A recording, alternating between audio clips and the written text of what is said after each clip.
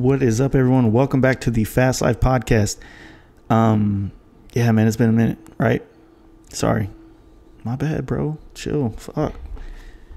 Well, it's October. Congratulations if you made it to October. If you're a Rogan podcast listener, I think we talk about it a little bit in here. I tried to do the Sober October thing. And, you know, it's Thursday the 4th. And I failed. So I'm going to try again next year. Anyway, I want to thank you guys for checking this out again. I lost my notes for these podcast sponsors. So I'm going to try this off the whim. Is that the right way? I don't know. Anyway, thank you to Texas Performance MC. Also on Instagram under the same name. I didn't really talk about it in this podcast, but I got a new Road Glide. Yeah, I'm pretty dumb. It's just put it like that. It's a great bike. It really is. And I don't know if it's worth the money, but it's definitely a nice bike. And I'm excited to, get Mark to put his hands on it. I mean, that's what he does. He makes bikes better on the inside. I make them better on the outside. That's why we're such a great dynamic duo. But anyway, check out Mark at Texas Performance MC. He's down in Cedar Park, Texas. He's doing great things, and hopefully he'll be doing some great things with my Road Glide really soon. I also want to thank Paint Huffer Metal Flake for their continued support of this podcast since almost day one. Paint Huffer Metal Flake on Instagram if you want to see some cool shit. For instance, some of the helmets we just recently got done. Or if you want to see the vast array of like some really badass painters in this industry that are using their flakes or involved in their company, I would definitely check it out.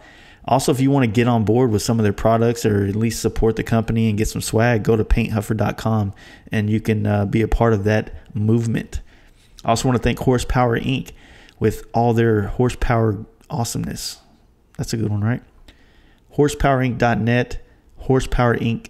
on Instagram, and Horsepower Inc. Indy on Facebook. Fuck, I nailed that. Hell yeah. No notes, nothing. I've only been doing it for 6 months. That's how shitty I'd be in school. But anyway, those guys are doing some cool shit, man. I'm really looking forward to the products they're putting out, especially the exhaust systems they have coming soon. I'm not sure what direction I'm going with the exhaust and some of the performance on the bike, but I'm pretty sure it's going to have a HP out throttle body, some injectors, and, at least that. And if I was you guys and you were running some twin cams and newer fuel-injected goodness, I would definitely get involved with the Horsepower Inc. Also, if you're one of the fortunate people that live in Indianapolis and your bike did not get stolen, you can definitely go check out Horsepower Inc. at their new facility, which is probably really close to their old facility. And check out all the cool shit. Fucking dynos. Sorry. They got everything you need horsepower-wise. That's what they do. Jimmy, the guys up there are just doing awesome shit. And I'm a big fan, and thank you guys for all the shit you've done for the Fast Life Podcast since we've been friends. So appreciate that, guys. I also want to thank Hard Drive V-Twin Products. This one's going to be the tough one. hdparts.net, I think it is. Maybe. Hard Drive Parts on Instagram. HD Parts. Fuck. Zombie. I'm sorry. I fucked that one up. But anyway, you know what I'm talking about. Go check out Hard Drive Parts. If you or your shop in your wheelhouse or whatever's close to you, if they're not fucking dealing with hard drive, you need to like slap them bitches and be like, what's up, bro? Why ain't you got the good shit? And hopefully you do that and tell them Jay said do that. Anyway, my guest here is going to be way better than this intro's been. I promise you that. Jason Holbrook. Holman. I'm so sorry. I've been drinking. Anyway, Jason, Speed Metal Built.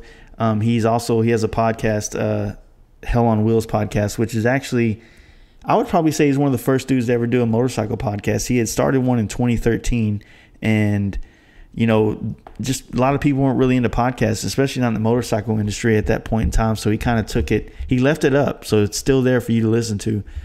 But then he recently picked it up this year, and it's I actually dig it. I'm a big fan of it. It's very insightful. And he's been just a great guy to talk to and kind of get information from his experience. He's been in the motorcycle industry for a long time. And obviously he's been in the podcast thing for a while. So it was just it was great it's been great knowing him and being able to, you know, get his input and his ideas and things like that, and see him apply it towards his podcast, which I think is going to be, it's been growing, and I think it's going to be a good one. So you guys should definitely check that out. But yeah, man, it's been a couple weeks, man. I haven't talked to you guys much. I'm sorry. Not that you really give a fuck, but you know, it is what it is. And, yeah, getting ready to go to Simpson Motorcycle Helmets tomorrow for the open house. If you're in the New Braunfels area this weekend, which will be October 5th and 6th, you guys should come down, man. Come down, and if you want to camp with us, it's not really a Fast Life camp out, but it's definitely a camp out that Fast Life will be at. So if you want to come down, we're going to be at Hako Springs, and just you know, not doing sober things. So if you want to come through and party with us, come through. If you just want to come to the show, come to the show. Check out some of the cool shit they got. It's kind of a car bike open house, so it's pretty awesome. But yeah, definitely come through. Yeah, sorry guys, I don't have much. It just doesn't, I don't know. So here's Jason. Hey guys, you ready to let the dogs out? Fast Life Podcast.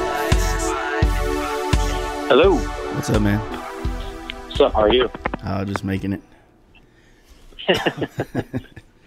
You busy out there or what? Flipping slam, dude. But I mean, that's the way I like it, I guess. You know, That means the way I you're need it to be. Yeah. How many people you got working for you out there? Just you or? Just me. Nice. Yeah. Would you say that's easier or more complicated? Here's what it's determining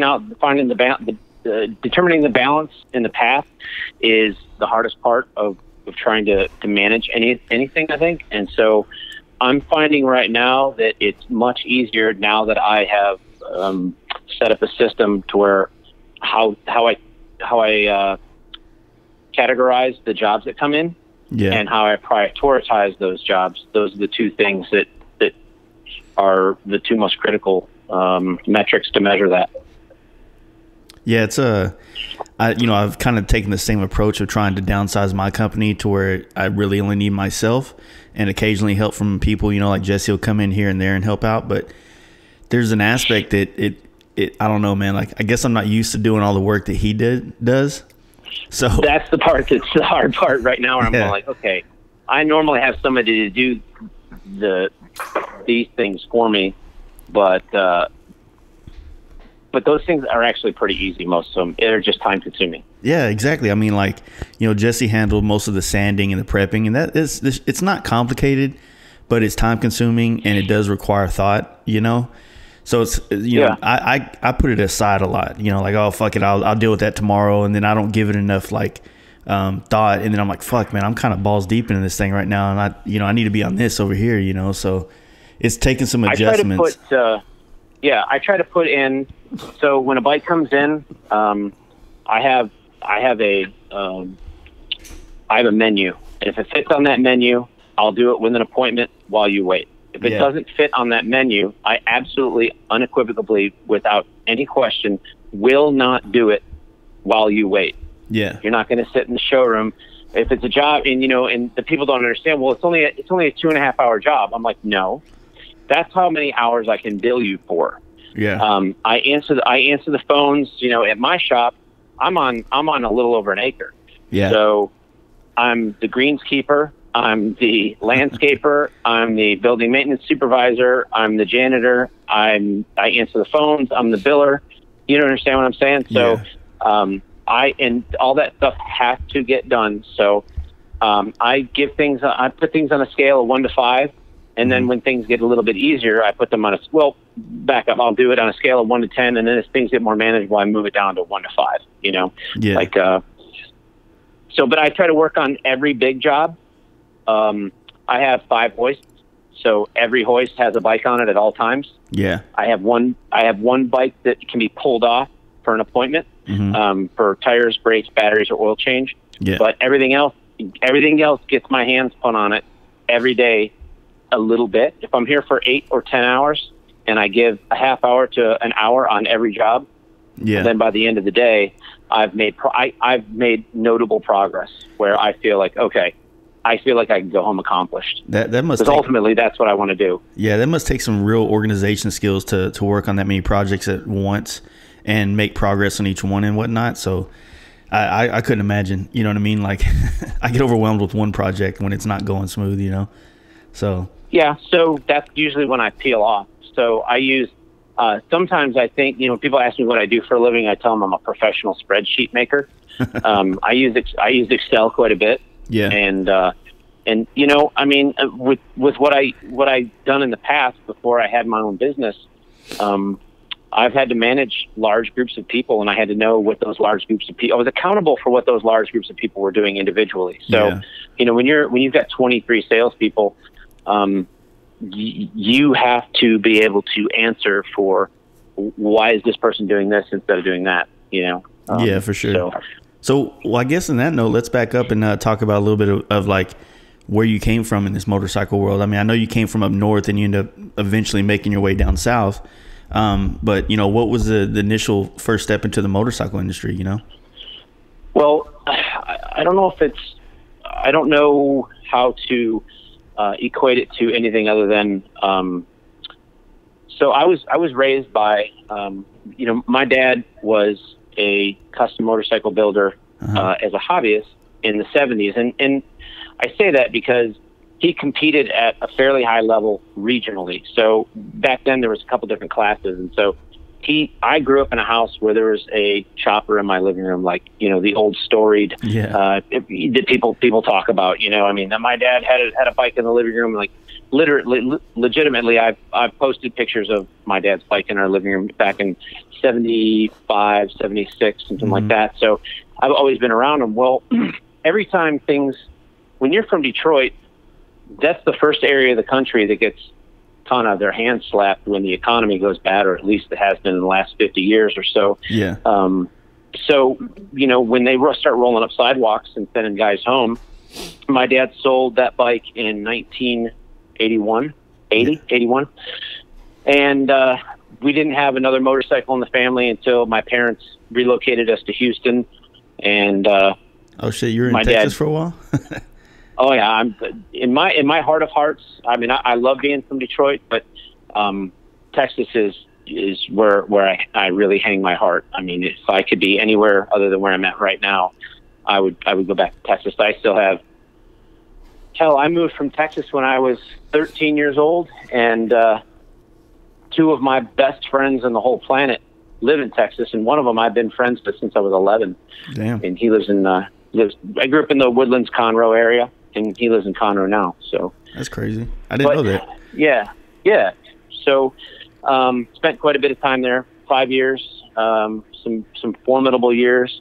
Came back right before we came back to Michigan, my dad bought a shovelhead dresser, and in classic Rick fashion, he disassembled it, completely rebuilt everything, painted it himself.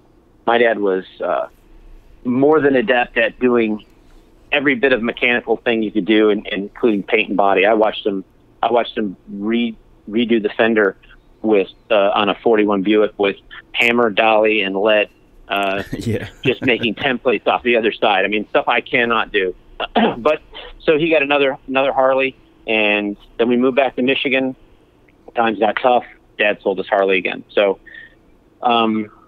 in 2000, I was running a company called Livernois Motorsports, and we did some Outlaw 10.5 stuff, and we had the fastest Pro 5.0 for a while, and the 1999 IHRA Pro Stock World Champion, his name is Chris Holbrook. He was a good friend of mine. He ran the shop. I ran pretty much everything else with the motorsports company. And I was over at his house one night checking out his new Pro Stock car, and I look over in the corner, and there's this blue and white 72 shovelhead. I start talking to him about it. He's like, yeah, he goes, I bought it in a basket, blah, blah, blah. You know, do you ever ride it? No. Do you want to sell it? I don't know. Well, a couple weeks later, he told me he wanted to sell it. I went over, I bought it for my dad.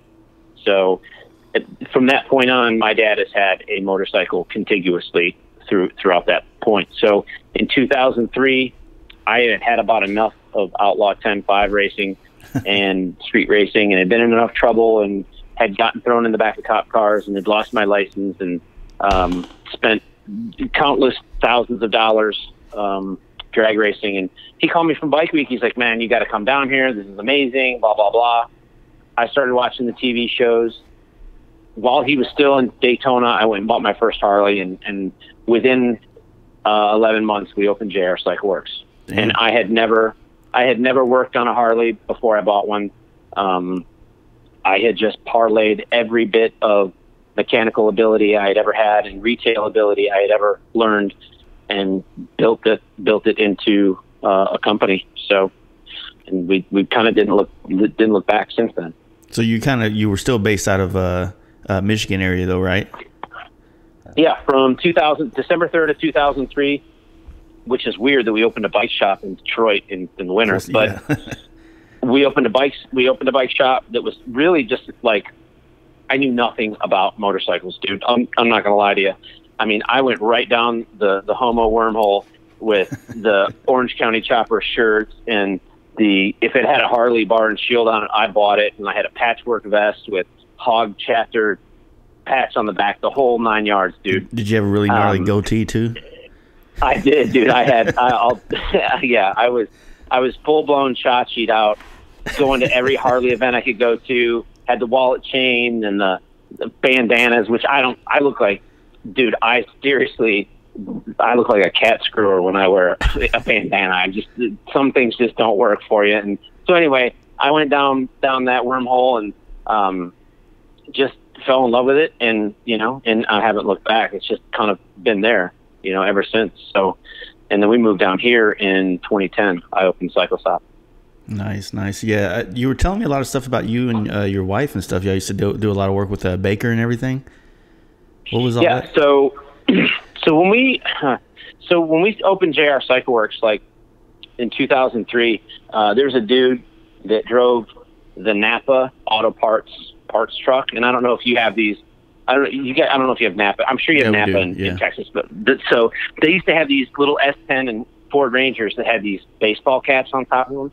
I kind of remember that. It's not anymore, but I remember that. Yeah. Yeah. Well, so there was a dude named Evan that drove that around town. Well, he would come in all the time to the shop, and I never met him. He would come in while I wasn't there. He would talk to my dad. Well, and I'd always hear about this Evan guy. Well, I finally met Evan in Daytona in 2004, and when we got back, we started hanging out. He was 7 years younger than me. He was just finishing up his college, and I asked him what he was going to do. He said, I don't know. And I said, well, why don't you, join up with us? So he did. And we immediately, we started getting, it was so different how it was back then. It was, the internet was in such an infantile state that people really didn't know what to do with it. Yeah. There was just all this information out there. It wasn't, I don't feel like the algorithms were developed yet to where anything was categorized properly. So there was just all this information out there, and everybody thought you could. The way that the TV shows came across, and we can talk about TV shows, but the way that TV shows came across, they showed you that anyone could do it. It was easy. All you had to do was buy the parts, bolt it together, blah blah blah. Well, people weren't buying everything on the internet then. Amazon wasn't what it is today, and so people would still go to brick and mortar bike shops and have bikes built. Well, right out of the gate, we started getting offers to build bikes. Yeah. And so we started building bikes, and we were at a show in Michigan in the wintertime, and we were set up next to a dude that ran the sales team for Baker. His name was Stretch, a guy named Adam Sanderlin. He's not in the business anymore, but really super cool guy.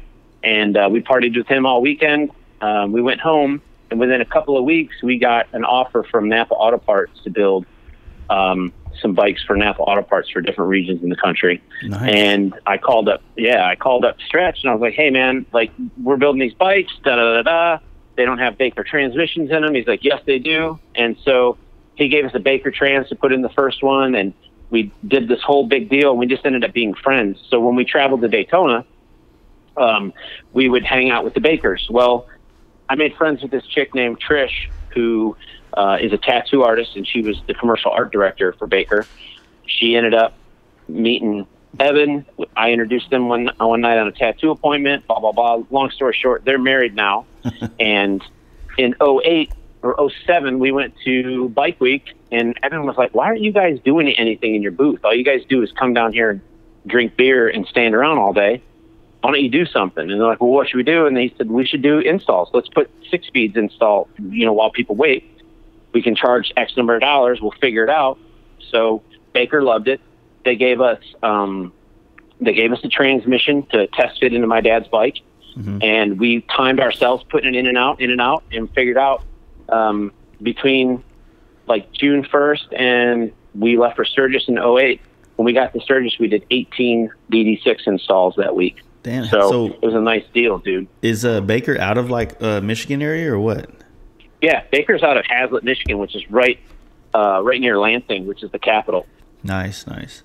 Yeah, and so basically, we're like family. I mean, we've known each other so long and traveled together so much, and we know it's one of those things where we know things they don't want us to know anymore, and they know things about us we don't want them to know anymore. So we have to be good. We have to be nice to each other. Yeah, exactly.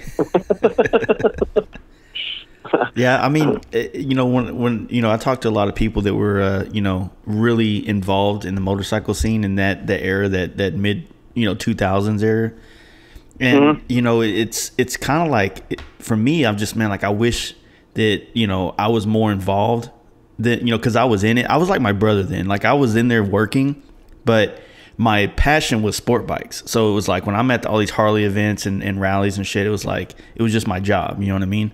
So I wasn't really making the connections. I wasn't making myself a part of the business that I was involved with, So, but looking back, it's like, fuck, I remember that. I remember when that bike got built. I remember when, this was going on and all these different things that were taking place. And it's just like I said, looking back is tough. Well, if I can just like kind of make you feel a little better about that, I don't think you missed anything. It's one of those deals like, have you ever left a party early and then you run into your buddies a couple days? This happened to me one time. I had a friend of mine that was a UPS driver, and he was out of town, and his wife had a party and invited all of his friends. So we all go over there. Things start getting a little shaky, so we leave thinking like, I don't want to be here when something weird happens. And you run into your buddy the week later. It's like, dude, you should have stayed. You left too early. All the girls took all their clothes off and got in the pool. And I'm like, yeah, dude, like I don't need to, you know what I mean? Yeah. So you didn't miss anything if you were there. You paid attention. You took it all in. You weren't necessarily engaged in it. But listening to all of your podcasts and listening to, I was doing the math one time. I'm like, Jesus Christ, this guy. I mean, I didn't start this until I was in my 30s, dude. I was 30 years old before I got into this business. And prior to that, like I said, I was hardcore into 10.5 Outlaws. We did 5.0 racing. I mean, like the early guys, the pioneers, the guys that did the fastest streetcar shootout, like all those guys in 93, 94, 95, those are all my friends. Like that's the guys I grew up with and I raced on the street with. Yeah. Well, so even though I wasn't like in the throes of that anymore, I was there and saw it, and you were there and saw it, and I don't think you missed anything. I think that right now you've got a lot of knowledge about what happened back then, and it gives you something that a lot of us didn't have. Okay, so at 35 years old, you have perspective that I still don't have on certain things because I was in the throes of it. So I kind of watch you from afar and kind of, I can only do it through Instagram and listen to your podcast. And you can, I think you can learn a lot from somebody on a podcast. Oh, for sure. You have a lot of perspective. Yeah. Well, I mean, it's a up and down roller coaster. You know what I mean? I think that, in some aspects, a lot of history kind of repeats itself, as especially in this motorcycle scene. And I really feel like, from that mid 2000s, and this is the part that I was present for. I feel like there's waves that come and go, and there's this group of people out there that have a lot of money that they want to put into motorcycles, right? And they're always looking for what the next trend is. So it's almost like when the baggers thing, the big wheel thing was kind of going down, or at least it was going down in my it's scene. Going down. It was going down. Everybody kept asking, hey man, what do you think is next? All this stuff. I remember sitting at Reno Street Vibes with John Shope, and my homies from NorCal that kind of did all the labor to make him famous. is another long story, but sure. I remember him talking to us like, hey man, Softails are going. This is before he started dropping on the shit. He had that shovel that he built that I'm still a huge fan of, that 26-inch shovel that was all flat black. And stuff like that was already done, but he was like really starting to put his eggs in that basket. And then you see Yaffe down there trying to make this fat tire thing, go. And you just see people looking for the trend and want to be ahead of it, because it feels, if you're looking at the 2000s and the early, teens, I guess you would call it, the people that made it big were the people that were like ahead of the curve. You know what I mean? Or, was creating the buzz. So it's like in my head, I don't care about this now, but in my head at this time, I was like, hey man, like I got to figure out what's next and I got to jump on that bandwagon, and I realized that was not the, it's not smart to do it. No, it's fake. That is a mindset of diminished returns. I mean, so let's look at, if you analyze this, that particular part of our industry. First off, I will say it's always cyclical, but it's really easy to replicate 2002, 2003, and it's really clunky. If there's only a couple of guys out there, and that, in my opinion, and I have worked on. I'm a huge, and anyone that really knows me knows this. I'm a huge West Coast Choppers fan. I mean, to a fault. So, like, I have a friend who owns Chongo Blanco, the Sturgis Special, the Coors Bike, owns one of Weaver's CFLs, owns a CFL2. He's got 14 of them. And so he flew me to California to do service on all those things. And I got to ride some of them and work on some of them. And trust me, I crawled all up, down, inside, out. And I've got a friend here that lives an hour from me that has 3 shop-built bikes. One CFL, an El Diablo, real famous chrome frame El Diablo with a gun drilled down tube, and he's also got the very second Sturgis Special that was ever built. And I will tell you that of the custom motorcycles that I've worked on, most consistently, West Coast. I hear people say all the time, "Oh, they're not worth a goddamn $100,000." Let me tell you something. If they're not, I mean, it's a simple function of doing the math on how many hours it takes to do it and what the sum of the parts is. There's only about, in my opinion, 10 guys that are really builders. I'm not a builder. Yeah, I'm not. I'm not. You've got about 10 guys that you can lock in a room with 2 tires, a bunch of parts, and get a motorcycle off the other side. I always thought the greatest biker build-off challenge would be, you think you're a builder. Get a guy in there, put all of the pieces and parts to build a frame, build a motor, build a train, all those pieces and parts in 2 rooms with cameras in it, and then you get to pick what part I have to build from scratch, and I get to pick what part you get to build from scratch. And you know what? Maybe I pick your transmission, and you pick my frame. But neither one of us knows what the other one picked for him. So when you go in there, let's see what kind of fucking builder you are, because I'm here to tell you, there's only a handful of guys that you can do that with. And I pretty much know, am good friends with, or have very good acquaintances with most of the guys that you can do that with. Yeah. Jesse's one of them. Aaron Green is one of them. And if you don't know who Aaron Green is, you need to look up Paramount Custom Cycles. Yeah, Paul at Bare Knuckle is that way. There's I don't even want to say who is and who's not, but I'm telling you, those 3 guys right there, I know them well enough. Jim Nazi. Yeah. Jim Nazi is the most overlooked, most talented metal shaper that I know of. He is, but you can lock those dudes in a room, and you're getting a fucking motorcycle off the other side, son. I think it's weird. I don't think it's weird. I think it's another angle of looking at a lot of this stuff, because you look at those guys that came from that era, and they're a product of their environment, right? Like, baggers weren't cool. You know what I mean? Baggers weren't the thing. You know what I mean? It was like, soft tails that were turned into, rigid frames and big fat tires. Do you know why those aren't cool to them, though? They're not cool to them because they're not purposeful. Yeah. Go look at the video of Aaron Green jumping his motard chopper over the railroad tracks at 100 miles an hour. Like, he literally had to do it 3 times, and he had to hit it at 100 to clear those tracks. Jesse's not into baggers because they're not purposeful for him. They're not agile. They're not fast. When he wants to carry something home, he had a bagger. When we went to NLP in 2008, he rode a turbocharged Road King that was an old rat bike. But I mean, you look at these guys. If they're going to build something, they're going to build something that's purposeful, and they're going to build something that speaks to them, and it you know, and that's what I'm getting at. Is I feel like there's a generation of people out of every scene that's come, whether it is the big wheel scene or it's this performance motorcycle scene now or whatever, that is bringing something to the table of the collective of everything. That it's a product of their environment, and it's sad to say, but there are certain people that I feel like are amazing at what they do, even though they aren't on the level of what you would consider a Jesse James or, you know, or even some of these other people that were building frames by hand and shit, like, or tanks by hand. Like, I think that's, like, you know, very important, but, you know, I'm trying to be fair to everybody and everything. I just feel like there's a lot of people that's brought something different to the motorcycle scene in the last 10 years that might not be, you know, metal shaping and TIG welding. You know what I mean? It might be something different. I just think it's looking at it with different eyes, you know? Yeah. I mean, so here's the one thing, not to harp on. So let's use Aaron Green as a good example, because he's a fantastic example of this.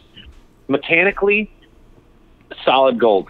I mean, there's nobody that I would say, there's nobody I would say that's better than him. There's people as good, but nobody I would say is better. Yeah. Aesthetically, his stuff worked aesthetically. I mean, you know, he had one thing that I'll give you credit for him is he had a left side drive 280 that handled like a 200 because he's got a proprietary gyro that goes in the belt drive that balances the bike. You know, the faster you go, the more RPM, the more balance you get. I mean, like thoughtful things that are put into it. But dude, I've got a bike in my shop that somebody built that's got a 300 wide tire on it with a left side drive and a goddamn taxidermy fish for a headlight. I mean, that's that kind of shit is clown shoes, man. And whoever put that bike together is missing the boat. And there's lots of guys out there. There were several production choppers that the sum of their parts were fantastic, but aesthetically they were garbage and they didn't work. And there is not a single bike that came out of Aaron Green's shop that's like that. There's not a single bike that came out of West Coast Choppers that was like that. It didn't happen. Well, I think that there's not a single. What guys like Jesse had, and you know, and I imagine the Aaron that you're talking about as well, is they have what a lot of us have now that we have social media. We have a following, so we get to pick and choose the kind of work that we want to work on, and we can stay true to who we are and who we want to be. Instead of, like, you know, 10 years ago when people didn't know how to use MySpace to market or those type of things where you almost had to install LEDs just to get by, you know. So there was a difference then, but I think, you know, because I can tell you 100% I paid my rent before a couple months putting LEDs on bike, and I will never install them again in my life. You know what I mean? I hear you, and I never say never because, you know, I mean, I will tell you, it's funny. So you mentioned something. A podcast or two ago, you were talking about the bagger crowd, and you were probably all the podcasts. You were, yeah. But you really hit the nail on the head that you were when you were talking about accessorizing. Okay, I built I've cut 9 net 2 years ago. Like for a year and a half, that was all I was doing. Yeah, and it was clean work. It was nice work when I went out of here. My bikes, knock on wood, I would put my mechanical ability up against anybody that was doing it. And I've had several bikes come in here that were way more expensive than anything I've ever done. I had a 32 come in here, not this past bike week, but the bike week before that. And my buddy bought it at Bike Week, brought it right to my shop. And there were some things it looked like Ray Charles wired this bike. I mean, there were safety things that were done and I took pictures of every bit of it, and I'm like, Jesus Christ, nobody cares that I'm built. No one, I don't think, cares that I'm building a bike. I don't have a name like Corey Souza. I don't have a name like Paul Yaffe. And you know what? Yeah. I'm okay with that. I just want to pay my bills. You know, if that's going to happen, it's going to happen on its own organically. It's not going to be because I overpost on Facebook or I overpost on Instagram. But even the guy that I built a bike for that I've ended up being really, really good friends with, I did a 30 with a Mad Wheel inflictor on it. It was honestly, I think it was the first 15 Road Glide that it was finished with a 30 on it, and there was a bunch of us kind of racing to get to it. I don't know about that. And I finished mine. I don't know about I'd that. finished mine. I the first one that I knew of. You know what I mean? Well, okay, not to stop you there, but in NorCal, when they released the 15 road glides, we had one 30'd, painted, stretched, everything, custom wheels, everything in 1 week, and ready for Reno street vibes. Oh, see, then you beat me to it. This is the first one that I knew of. It was, like I said, in the circle of people I was following. Yeah, so for sure. I was following Corey and Curtis, but then here's what I found out. Like, so the guy who owns that, he was like, "Look, I get it. We're not bikers," and I'm like, "Yeah, I'm not a biker either." But it was, I can't. When I see somebody wearing flip flops on a goddamn motorcycle, I can't not say something. I'm like, "What are you doing, dude? Google that." Google motorcycle wreck flip flop and just look at the goddamn pictures of someone's foot peeled back. I mean, it's just wrong. You understand what I'm saying? It doesn't. And then when you said accessorize, it's like that hit the nail on the head. That hit the nail on the head. And so I don't want to hate on those guys, but then that whole crowd of people. I went to a Baddest Bagger show, and just to watch, and They're dude, horrible. It was like the West Side Story. You had the fucking T-Birds over here, and you had the fucking, I was waiting for. I mean, these guys were like, it was the most ridiculous, childish thing I'd ever been. I was like, as soon as I was there, I'm like, I'm out, man. If you guys are gonna stand around and talk about who's got a louder fucking stereo, that's exactly it. I needed that to happen to me though. I needed to be a part of that crowd for a couple of years to really give me the perspective. Or what's the saying where it's like you can't enjoy something good unless you've had something bad or something like that? There's got to be like a better way of saying that. Nothing's good or bad to you compared to something else. All right, so one of the phraseologies that used for that.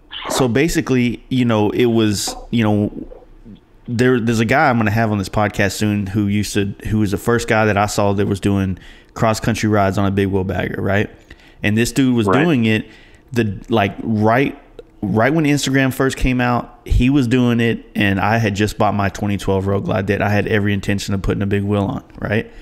But I'm like, fuck, man, I got a touring bike now. I want to ride. I want to go somewhere. I want to travel on it. And then I see this dude, and he was inspiring me. And then, we get our big wheel, and then my whole shop at the time, which was this shop, Live Fast Customs, we were trying to promote that idea. But long story short, going to these big wheel bagger shows, or whatever the fuck, Baddest Bagger shows, it was like, there was this pride that I had of knowing that I rode my bike to Sturgis, and now I'm here in this show amongst these other, pretty bikes, right? Yeah. But there's also this like part of me that's like proud of the bug that's still splattered on my headlight. You know what I mean? Or the rock chip that's in the side of my bag that, I don't want to pull my parts off every time I take a trip and get a rock chip, And what sucks? Well,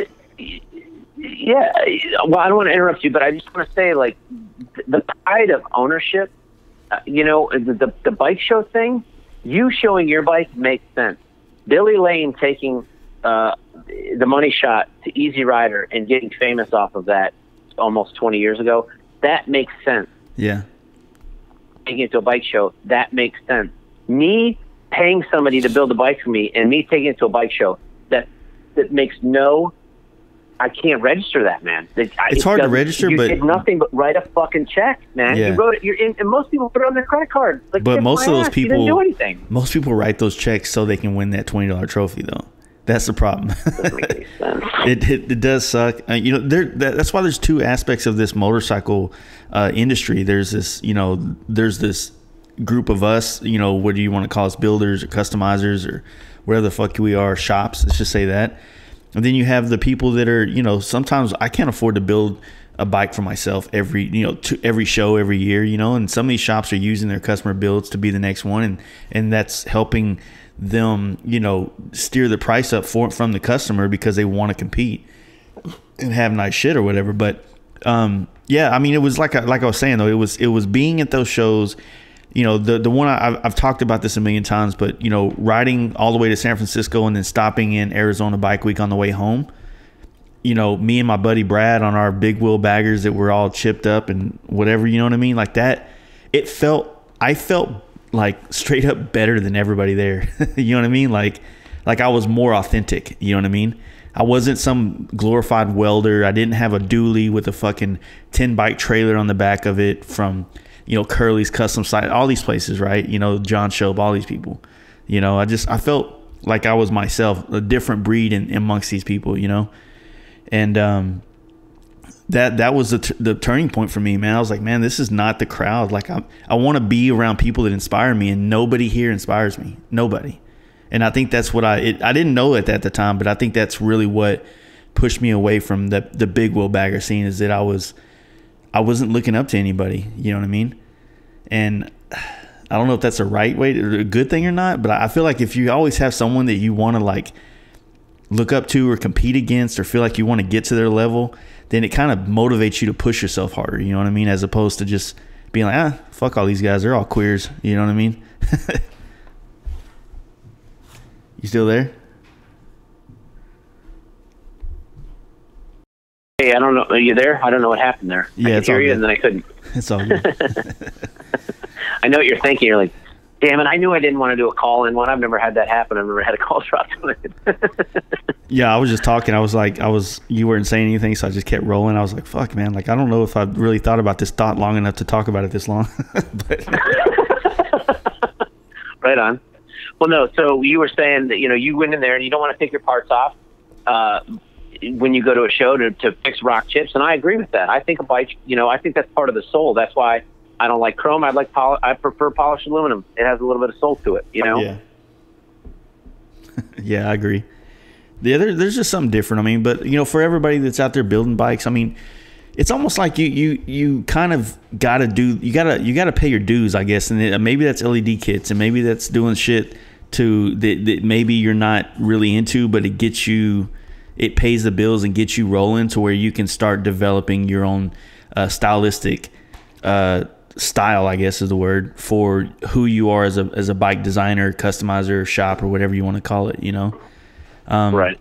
But I mean, with all the new, you know, like there's still people out there building big wheels for sure. There's still people out there building choppers, and you know, a lot of us have been talking about how we feel like that maybe that mid 2000s chopper style is kind of making a resurgence here. You know what I mean? And kind of coming back, because like I said, there's still that group of people out there with money that want to like have something that's cool, that makes them cool. You know what I mean? As stupid as that sounds. No, I don't have a problem with someone paying somebody to build a chopper that's cool. What I was referring to is somebody that's Mr. Big Stuff me because they got it. Like, I don't care how much money someone has. Like, yeah. Okay, great, you have a lot of money. Here's the thing. I have a couple of friends that are extremely, extremely wealthy enough, in fact, that when Karen and I decided to move to Florida, I went to a buddy of mine. I'm like, hey, I'm starting a brand new company in a state that I don't live in. There's no way I qualify for a mortgage. So he paid cash for my house, and then we created a mortgage company through an IRA, and I paid him back. In 5 years, we refinanced the house. But that's cool. So if you have enough money, that's great. But if you have a lot of money, I care about what you do with your money. Yeah. If you have a lot of money and you don't do any good with it for yourself, you don't do any good with it for your family, you don't do any good for it for your community, then who gives a fuck? You know, you're a miser. You know, I care. Looking at somebody and respecting them, or wanting to be them, or being envious of them because they have money is like worshiping the sun because it's bright. That's what it does.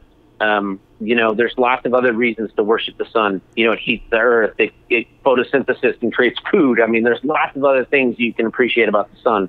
And the fact that it's bright that's looking at it for the wrong thing. Well, yeah, you know, I've been seeing people in our own current industry that's just kind of balling out of control now, which is, I'm super proud of them. You know what I mean? I don't want to say any names because my close friends know that, you know, like, I kind of been talking about it a lot, but man, I'm trying to figure out how to word this without creating any kind of drama or anything. But right. Basically, like, I'm excited to see certain companies that aren't necessarily motorcycle related, but kind of piggybacked off our scene to culturalize their products. You know what I mean? And now that they're kind of balling out of control, it's like oh man, I thought you were kind of like us, like you were into doing this type of stuff, and now you're making all this money and you're not anywhere to be found. Like I totally know, and that's so funny. I know exactly what you're talking about, and so what that's what I'm talking about when I say, okay, like the whole give back thing. So do you know who John Sally is? Yeah. Okay, so John Sally wrote a book, right? John Sally got drafted. He was a Detroit Piston. He was doing great. He went and bought a mansion in downtown Detroit in a dilapidated area, infused it with a bunch of cash, hired all of his friends, all of his relatives, and then ended up broke.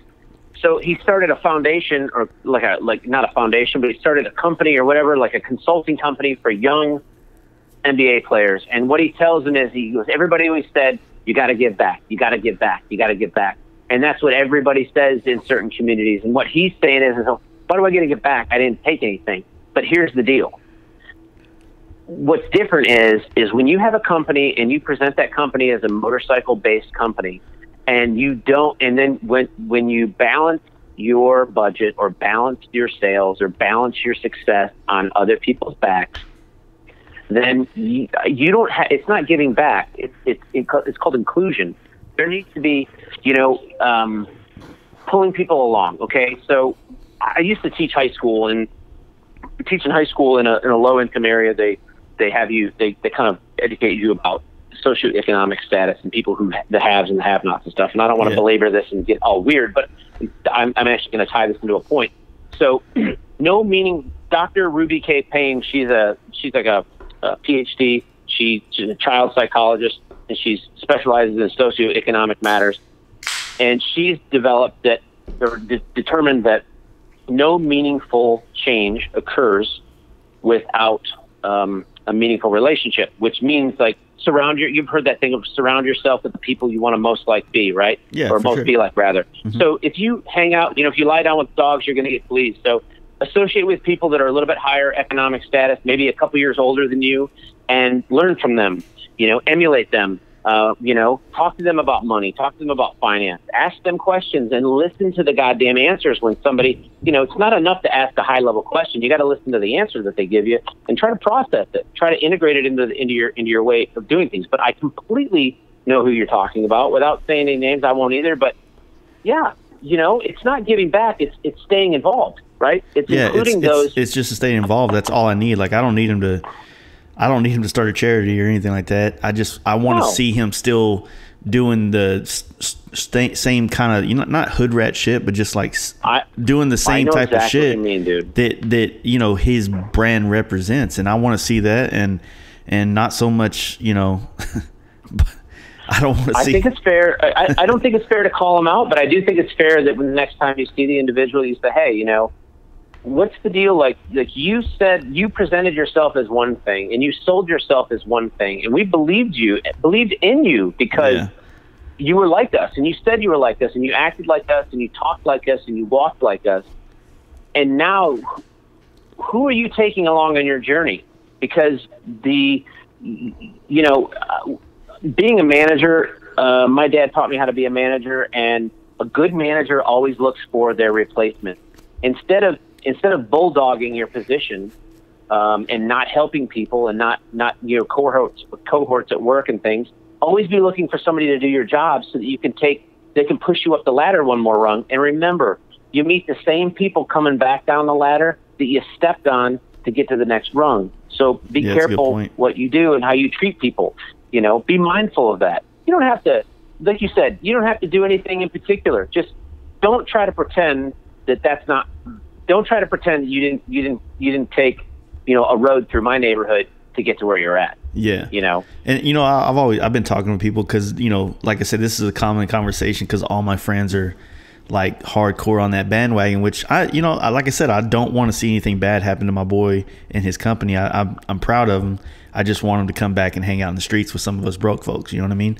But, one of the things it's like, damn, I lost my train of thought there, but realistically, man, it's like, I don't really know. It feels different. It doesn't feel like the same kind of brand that I was associating with, 7 years ago or 5 years ago when it started, and now it feels like, fuck, man, like you stop by their place, it's just another guy in there buying another thing. You know what I mean? It's just weird, dude. It really is. But on another note, you know, there's a lot of shit changing in our industry right now. Wouldn't you agree?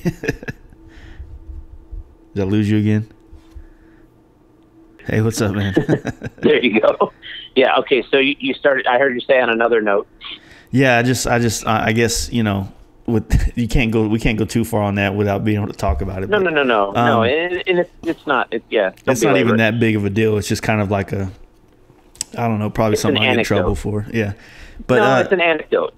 The you know, like with everything, man, like, you know, just talking about the industry, talking about everything going on, it's like there really is just a weird, like, I don't know what's going on. I mean, between, you know, Harley's decisions, between, you know, what's popular.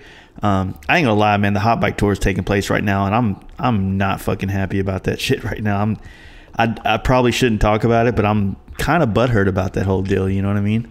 I think it's okay to be butthurt about it. I will be honest about it if you want me to be honest about it. And I'm not going to name any names, but I mean, anybody that got pissed about what I would say, first off, I don't have a dog in this fight. I don't have any skin in that game. That was something that, you know, I'm a guerrilla marketing guy. I mean, largely, I'm not going to pay. You know, I'm just. I don't know if it's because I'm inherently cheap or I just think it's unnecessary. But I think, you know, that's one of those things. If you show up, you're just going to participate. You already did that. You already did the guerrilla marketing part of it. And here's what happened. Or what I know of what happened, from having a conversation with people on both sides of what happened. Yeah. You know, the new guy doesn't want to do anything that the old guy had in play. Unless it's something that's wildly successful.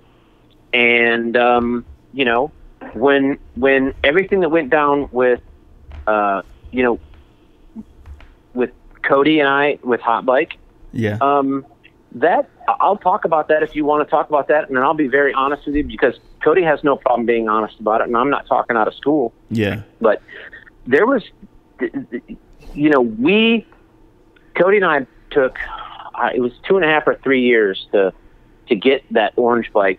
The orange FXR. Where we needed it to be. Now that's all Cody's money. That's Cody's bike. I supplied, through my shop, I supplied a number of the parts. Uh-huh. We had that bike built 2 or 3 times on paper, and he literally, if you ever had a chance to go to Abilene and see Cody's shop, he's got enough parts. Yeah, to build I heard some on y'all's podcast. I heard some of that on that. So, yeah, the guy is he's like a high level, like a really nice hoarder. Yeah, but so we put that bike together. I flew to Abilene a week before Sturgis. Worked a few 16, 18-hour days. I wired it, got it plumbed, did the punch list for him. He had everything there, you know, kind of how he wanted it laid out. He left me alone to wire it and plumb it. We made a few last-minute decisions. We had to machine a few last-minute parts on that, put it in the trailer, took it there. The show, I'd never met Jeff before that show. Cody won that show, and I thought he had it in the bag when I saw the bike. Yeah. I'm not bragging. I'm just saying, like, I've been around a lot of nice bikes, and that bike, there was not anything on that bike that hadn't been made to be something you couldn't just pick off the showroom floor. Yeah, it was kind all of deal. touched. You know what I mean? Yeah. Yeah. And it was at the right time too, because at that time, like, the FXR thing was just starting to blow up on a more national level, I would say. Yep. And it was a good blend between, you know, like, you know, just FX, like, the FXR culture is weird as fuck, man. Like, everybody really, really likes stock shit. And it's like, but whatever. There's groups of us that, like, for me, like, I appreciate it, but dude, I could go buy the mint cherryest fucking RD, RT, anything RP. It's not staying that color or this or that. It's not in my DNA to leave a bike stock no matter what it is, you know? So, me neither. And I've sold lots of stock bikes because I just couldn't bring myself to devalue it down enough to do what I wanted to do to it, so I just let it go. Yeah. But yeah, so finish that deal about about Cody's. So we won that show, did all the stuff there, whatever. Went to a couple other shows that week. Won a couple other shows there while we were in Sturgis. I know we won the Cycle Source show. Came home. Jeff reached out. We hung out with Jeff. I mean, Jeff and I had mutual friends. Like, I hadn't seen Pat Patterson since 2012. This is 2016. Yeah. Pat and Jeff were standing at the Lichter show, and I walked up, talked to Pat, and Pat kind of, Jeff's like, you know him? And yeah, known him, whatever, blah, blah, blah. We were hanging out. We hung out with Jeff all night that night, just kind of chilling. Not because he was Jeff Holt, we were just hanging out. And then the rest of the week, we ran into each other at different events and stuff, and Jeff and I exchanged phone numbers. We talked the rest of the week, talked when we got home, text message back and forth like friends and stuff. And he reached out to Cody, said, hey, man, will you bring that bike to Vegas? Cody took it to Vegas. It won Vegas. Cody had the giant Happy Gilmore check that said $1,000 on it, pay to the order of FXR show, whatever. And that goddamn hot bike wouldn't pay. They would not pay. And they kept, and so Cody reached out to Jeff. Jeff, in hindsight, and, I don't know what the deal was. I don't know why they wouldn't pay, but it ended up it was right around the same time that Jeff was no longer at Hot Bike that they finally paid, which is fucking ridiculous. Yeah, it's a weird. multi-million-dollar company. It's $1,000, and it was on their site and in their magazine that he won $1,000. I mean, So, and then, this Jordan guy, we ran into Jordan this year at the Biker's Choice show in Dallas. And, of course, I'm sorry, this happened. And then, and then I'm going to do this, and then it never happens. So yeah. I don't know if it's just a motorcycle magazine culture thing nowadays, or if it's that company or what, but I just think it's a shit show, man. It is. It's, I would rather, when I talked to Jeff, we did the podcast with him, which you guys did a podcast with him as well, and it was really awesome.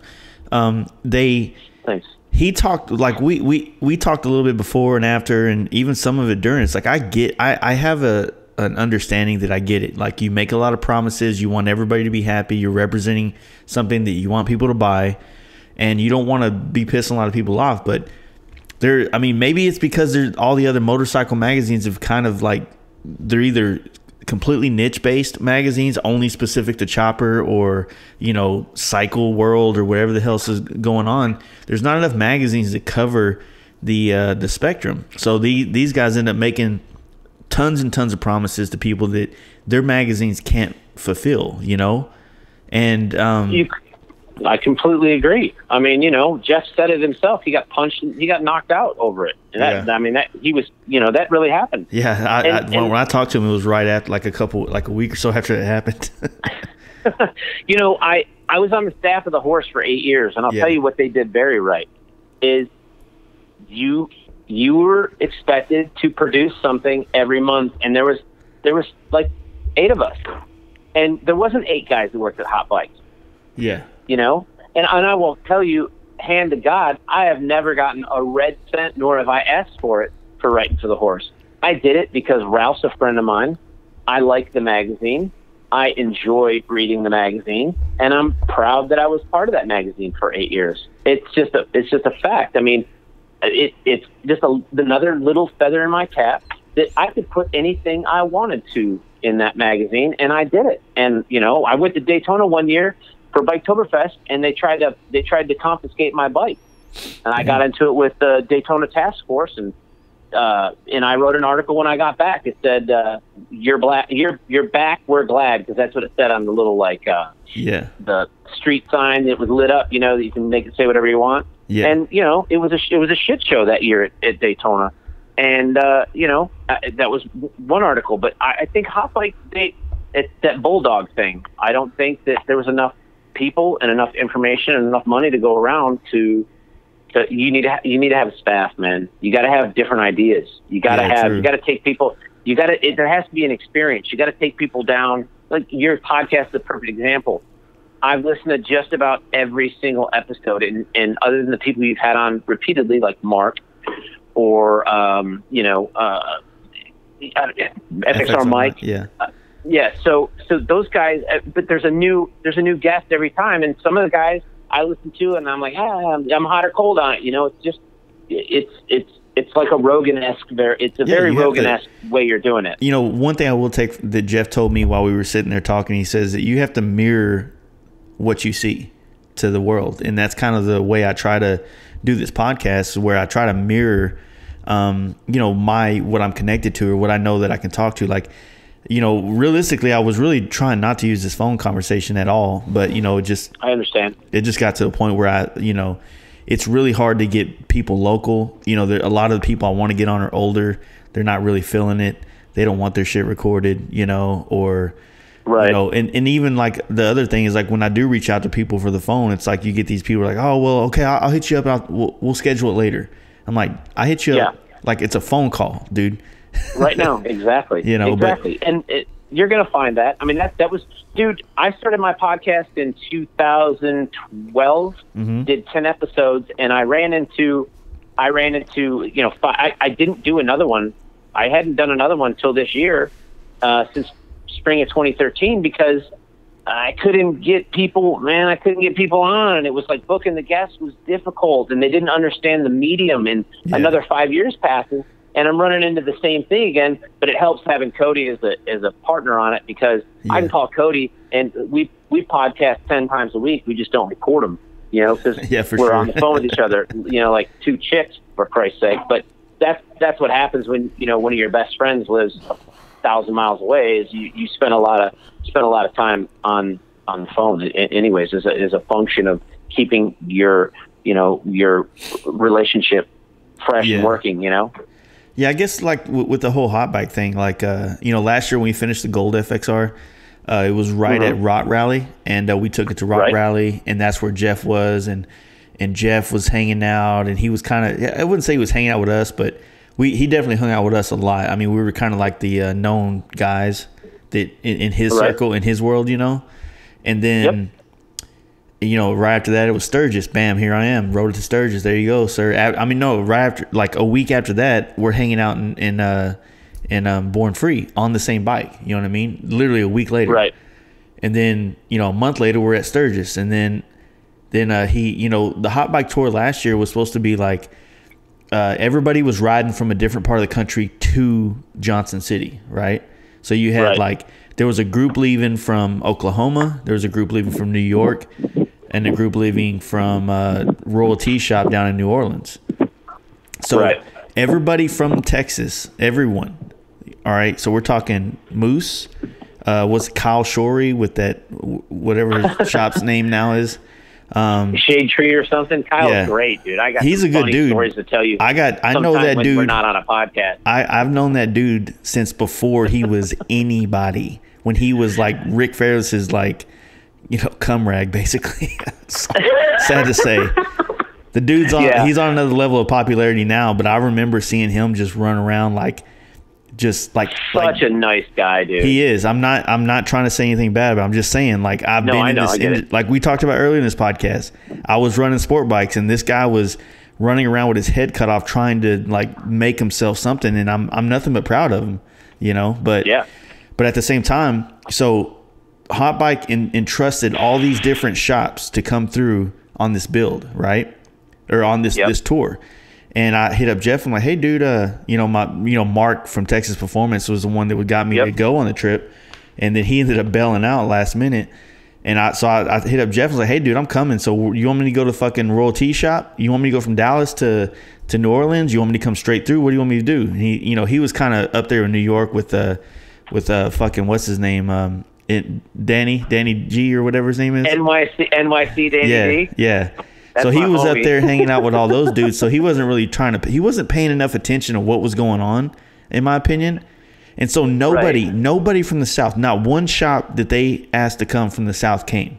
I was the only one. And they didn't necessarily ask me, but he said, hey, dude, if you come and you represent the South for us, we'll make sure that you're a builder next year on the tour. And I'm like, fuck, done deal. Because all I need is a reason to customize a bike. You know what I mean? So I come, I ride all the long rider. I do all these events. I'm at all this shit. And, you know, man, I don't want to say anything bad about this dude, but this one cat rolled in from like the Midwest somewhere the last day, like the Saturday, right? and he had like the CVO Dyna. I don't know if you've ever seen it. It's like the blue, like a 07 or 08 CVO Dyna. Yeah, that I came know out. exactly what you're talking about. And it had a full RP fairing and all this shit on it. The dude rode in for one day. He was a super nice guy. Like I'm not trying to say anything bad about him. And he wins the show, the ride-in show. And I'm like, are you fucking kidding me? He comes the last day. He doesn't ride any of the rides. Like me, Corey, or fucking, what's his name? Goddamn Pink's husband. What's his name? Oh, Carrie. There you go. Carrie and Big Al and fucking Justin George and Morgan, who was running Street Chopper at the time. All of us was just fucking, we were known as the guys that were riding reckless. You know what I mean? Just hauling ass everywhere. If you want, because we left from Maryville and went from Maryville to Johnson City, and like 3 dudes wrecked on that ride. You know what I mean? They couldn't, I won't say they couldn't keep up. It was just not a ride. Like the way we were riding was not something you do with more than 3 or 4 bikes. You know what I mean? Right. Gotcha. But like I said, man, it just sucks that I did it and that dude won. And this goes back to my whole concept of like getting in that mindset of like wanting to win something for doing what I was perfectly fine riding bikes through the Smoky Mountains, but then you add that show aspect, and now I'm legitimately sad now. You know what I mean? It's stupid. Yeah, I think it was. You know, I think it's diminished return for you to be sad. I don't think there's anything good to come out of it. I think that you know, I mean, you just got the shit end of the deal. But I think what you took away from that dude's got a $20 trophy or whatever he won for the hot bike for sure. But the story you just told me, this is the first time I've heard you tell it in detail about riding with Carrie and Royalty and those guys in Big Al. I mean, you know, that to me is more substantive than getting some sort of an accolade for something, especially getting an accolade. If you know they're willing to give it to pretty much anybody, it kind of diminishes the value for of it, sure. right? I mean, yeah, you said it. You know what I mean? Right like, so it's like, I wouldn't, it's like sometimes people, they get pissed.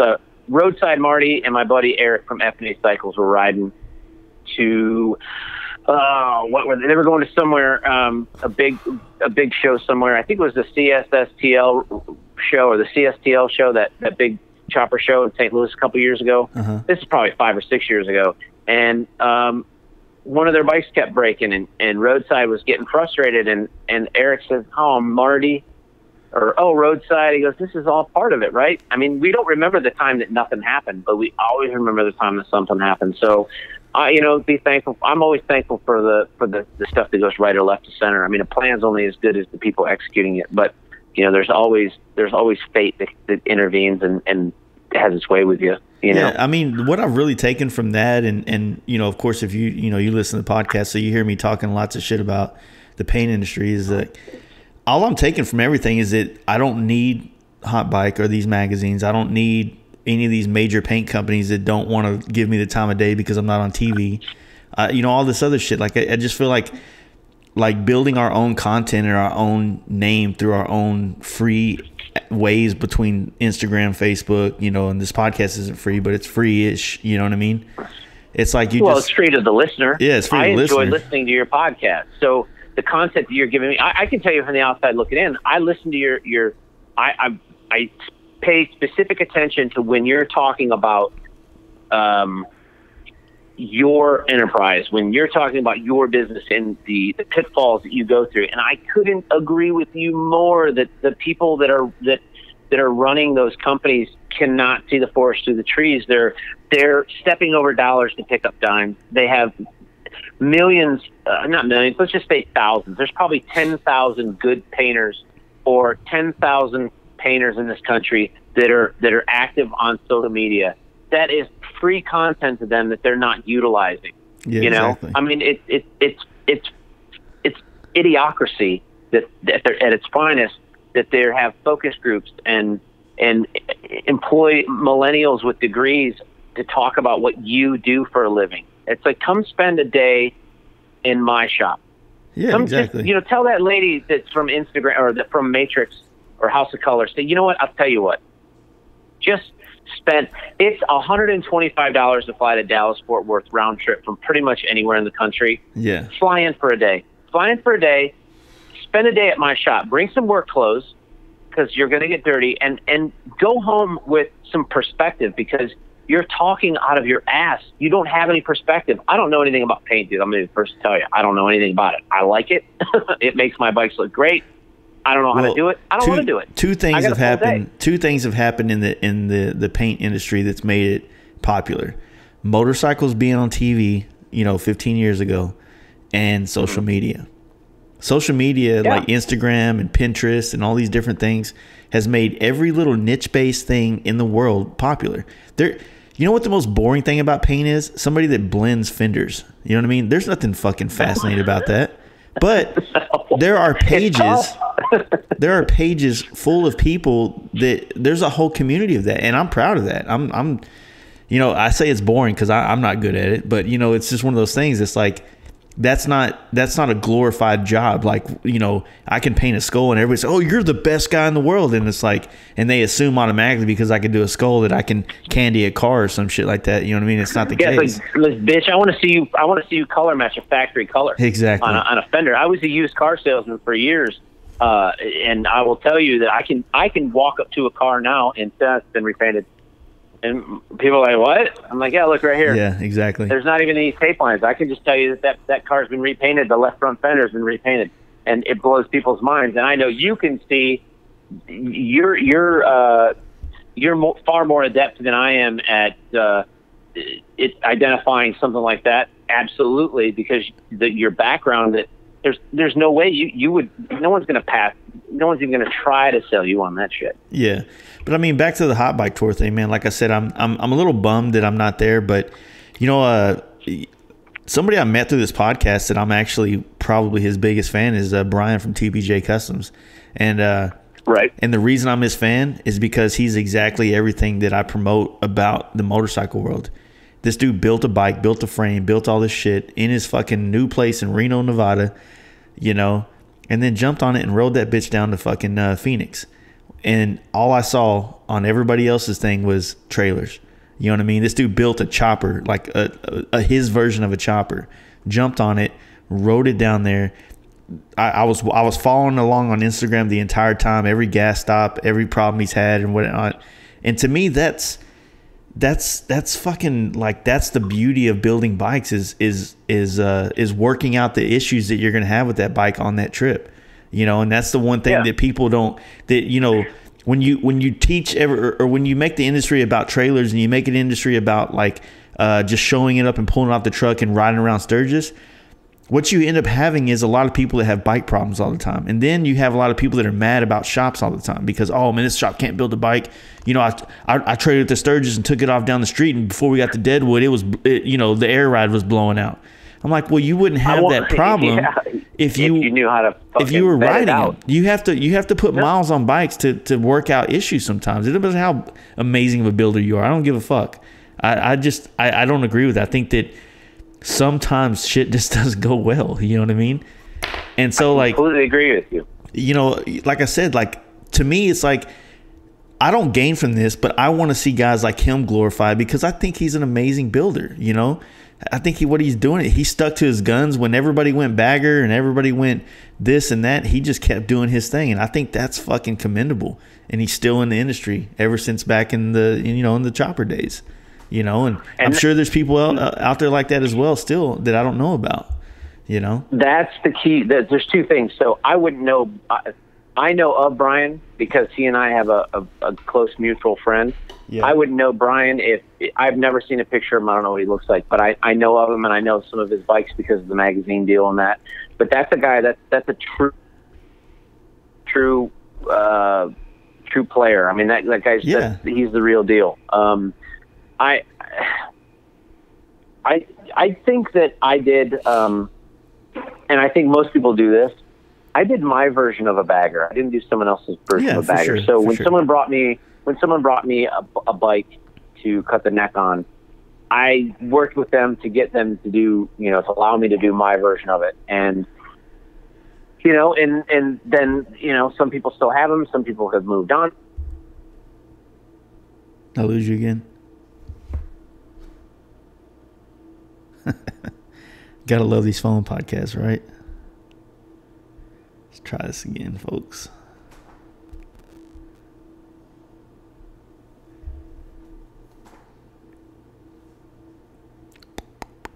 How are you guys doing? You having a good time?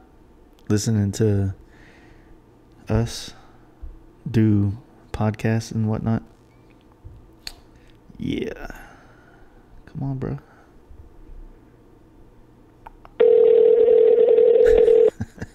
See, I know what's going to happen is you're going to go, God damn it, these phones, and this never happens to me. Well, I literally I didn't even pause this time. I just talked to people while I was waiting to call you back.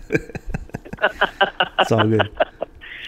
But I don't know Brian from Adam, but I do know his work, and he took a big chance with Indian, and I don't know if anything came of that, but that's a company that I have to tell you, I'm not a huge Victory fan at all. Yeah. Oh, you meant Victory? You said Indian. I know that's what I'm saying. I didn't like. What I'm saying is, I didn't like Victory. Okay. I wasn't a big fan of Victory, but I am a fan of Indian. I have some issues with it, but my issues with it, I think, are getting worked out. I really do. I think they're listening. I think they keep their ears open and their eyes open. Way better than Harley, that's for sure. Yeah, here's how I'll be critical of Indian. I'm not buying a bike with those goddamn fenders on it. They have no what is the right word? They have no aesthetic, any legacy towards the aesthetics. Why do we have to make it look like something that it's not? I mean, why is there not something that's mid-level that's still big cubic inches that still handles? I mean, everybody that rides those bikes talked about. I think I would trust Carey Hart's honest impression of how well that bike handles. Dude, going back to the hot bike tour last year, obviously I'm nowhere near the rider that Carey Hart is or some of these other guys, but they ran those fucking Indians like it wasn't they ran them like some goddamn Gixxer 1000s, you know what I mean, like through those curves and stuff. So right. But I think John from Purpose Built said it best, man. They're over stylized, you know what I mean? So there's not enough room for interpretation for the owner. So when you're buying a $20,000+ bike, a lot of people say Harley's, it doesn't come with a big motor already, which I agree. Harley should be, I just picked up this 19, right? I just bought a 19 Road Glide after all the shit I've been talking about new bikes, and I just did it. Yeah, I know. I guess their shitty marketing works on me, or I don't know what the fucking deal is. But I'm like 114, fuck yeah, that sounds good, and I get it. And then I'm looking at Harley's book about stage 1, stage 2. 114 cubic inch motor making 88 horsepower. What the fuck, man? That was my 103. My 103 did that, in 2012. So here's what I'll tell you. Harley sells unfinished motorcycles. They're a t-shirt company that sells unfinished motorcycles to the general public. Yeah. That's a good one. So they do it wrong, dude. They do it wrong. I mean, I could go on a nice little rant about how they are, doing it wrong. From my vantage point. Let's hear it. So here's the deal. So I used to run car dealerships. That was my kink for a while right before I got into the bike business. So the most profitable department in a dealership is generally the body shop, especially up north. There's a lot of money generated through income, through insurance income, and stuff like that. The next area is usually your parts sales. Like your parts and service has the ability to really shine. And I will tell you that the last dealership that I was a sales manager of was the 5th largest store in the Detroit region. And literally across the street, dude, less than 1,000 feet away, were 3 Ford assembly plants. There was Wayne Stamping, Wayne Assembly, and Michigan Truck. We had probably 15 or 25,000 people that were employed directly across the street from us, and no other Ford dealer had that. And we were number 5 because we had a shitty service department. Our service department was shitty, but we had a great parts department, and our parts department sold Ford branded parts to every other dealership in the Metro Detroit area and every jobber shop in the Metro Detroit area. Harley is now following the car. Somewhere around 10 years ago, car dealerships went to what they call a tower system. So you used to have professionally employed salespeople. These people made shitloads of money. When I tell you shitloads of money, it's obnoxious. On my birthday in 2003, May 25th, 2003, I was passing out my salesman's paychecks. One of my guys had already year-to-dated $150,000 selling Ford cars and trucks out of that location. That's a shitload of money, dude. Yeah. And he did it with no assistance or anything. It was just a one-man show. So anyway, what I'm saying is there's a lot of money there. Okay? So they went away from that. They don't want these high-paid salespeople. And you've seen this in the Harley dealership. If you were just at a Harley store, if it's not at your Harley dealer, it's coming. It's called a tower system. You have uneducated on the product, not uneducated people, but people that know very little about the product and do not have the ability to sell you the bike that you should be riding. They sell you the bike that either they like or their sales manager tells them to. There's 2 or 3 sales manager at the desk, and everything goes through what they call a tower system. So you have a clerk out on the sales floor that talks to you about your bike. They take you over. They take over all the deal to the tower. The tower approves it or disapproves it. Right. That was a shift that was coming into the business. Yeah, it's like when I was leaving the car business. Say again. It's like a team. Like there's one guy that's kind of like sourcing it, whether it's through the internet, through the walk-ins or whatever. And yeah, it's like they're not individual salesmen anymore, right? It prevents them from having to pay somebody obnoxious amounts of money on a per unit basis, and it also absolves them from having to manage somebody who's a little bit tough to manage because they get their way because they're a very good salesperson. And if that salesperson is flighty and leaves, they're not losing a customer because there's no real substantive relationship going on in the sales process. And to me, that was the most important thing. You go right from the clerk on the floor to the tower to the F&I manager who really does the meat and potatoes of it. So that's the front end of the business. On the back end of the business, Harley dealers do not like selling parts to jobber shops because they see us as competition. And Harley will not let them sell to me. I can't buy more than a case of oil at a time at the Harley dealer by me. Yeah. I can't buy more than a case of oil at a time. That means I'm being a jobber. I get a 10% discount on parts when I go to Harley.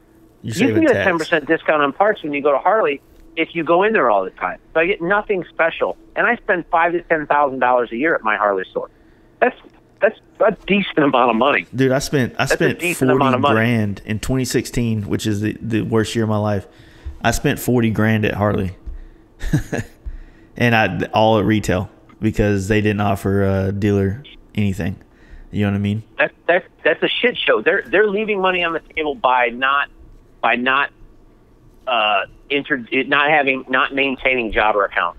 Yeah. You go to any car dealership on the planet and they have a commercial parts salesman that just does commercial parts sales to jobber shops and other things. I had a Harley sign in front of my shop that said Harley Service and Repair. I got a cease and desist. I got the owner of the Harley Davidson store by me calling me, telling me I needed to take that down.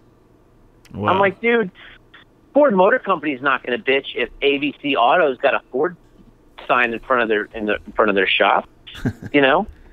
Yeah. It's weird, man. It's so strange how, you know, for the sake of, like, I don't know, man, like it just, is it because it's so big? Because the company's so big and there's so many people involved that it has to be about just numbers, and it's not about like the passion motorcycle that it was when it started? You know, I don't fucking get it, man. It's retarded. It can't be about the passion anymore. I think that everybody that works at Harley Davidson really, really likes that they work at Harley Davidson. I believe that, at least when they get their job. Yeah. But I don't think that they're not pulling out of the same gene pool that you and I exist in. They're not looking for guys like us. You know, they got Josh Kurpius on staff as their ear on the guardrail, or the ear on the tracks, you know. Yeah, that guy knows what's going on. That dude hasn't been in the scene since fucking 21 Days in the Sun came out. That dude's been a ghost. You know what I mean? Dude, Josh Kurpius. Yeah. I saw him at Willie's this spring. I talked to him quite a bit, you know. And it was funny. We got to a certain point where it was like there was nothing really else we could talk about because I started asking him questions about Harley Davidson, you know? Yeah, he doesn't. Yeah, for sure. But like I knew that dude back in '07 when he was just starting out as a photographer, and so that's what I remember. So right when I was picking up this bike, I was talking to a really close friend of mine that works at a House of Harley in Milwaukee, and he was originally the guy I was going to try to do the deal with. In my head, you know how you have friends, they're always like the best of everything. Like, oh man, I'm friends with the best fucking salesman in the country. Yep. That's who he is in my idea. I think he's the best guy in the country. I don't know if he is, but in my eyes, I just want to be associated with that. Yeah, I guess. Yeah, perception is reality, dude. But so, we were talking, and, he's a good friend. He's an FXR lover. He's ridden FXR across the country. Him and his wife take trips all over. Like, they're the kind of people I want to buy Harleys from, right? 100%. Sure. He's a real involved motorcyclist. And he was telling me that, like a lot of from what he's found out, and this could be, not true. I wouldn't say it isn't true, but I don't know the exact details. But he said that Harley has a 5-year plan. So everything that we're seeing right now was put into like production 5 years ago, right? Yep. So when the Dyna got canceled, 5 years before that, which was probably right in the middle of Sons of Anarchy, they didn't really see the trend of Dynas growing as high as it did. You know what I mean? That's a long time to be making decisions based on an industry that fluctuates as quickly as what it is now through social media. You know what I mean? Yeah. If that's true. You know what I mean? Here's what I've heard recently. Number one, Harley does not want people modifying motorcycles. So they're making a shift towards bikes that are not being modified. That's their goal. They want to be the Apple. That is more or less, to you try want to buy the eliminate product. the aftermarket. Exactly. Yeah, but that's stupid. The aftermarket is what makes them. Do you remember we were talking some time ago during this podcast about balancing your success on the backs of others and then pretending that didn't happen, right? Yeah. To some degree. I think that Harley is very short-sighted in this and very, very nearsighted that they don't see that the problems that they put out into the industry have been remedied by the aftermarket. And I'll give you a good example. So do you know who Jim Fueling was? Yeah, Fueling. The guy has several patents. He's developed several different engines. Well, he developed the twin cam, the workable twin cam for Harley Davidson. Jim Fueling was riding a twin cam powered Harley Davidson in 1987. Okay.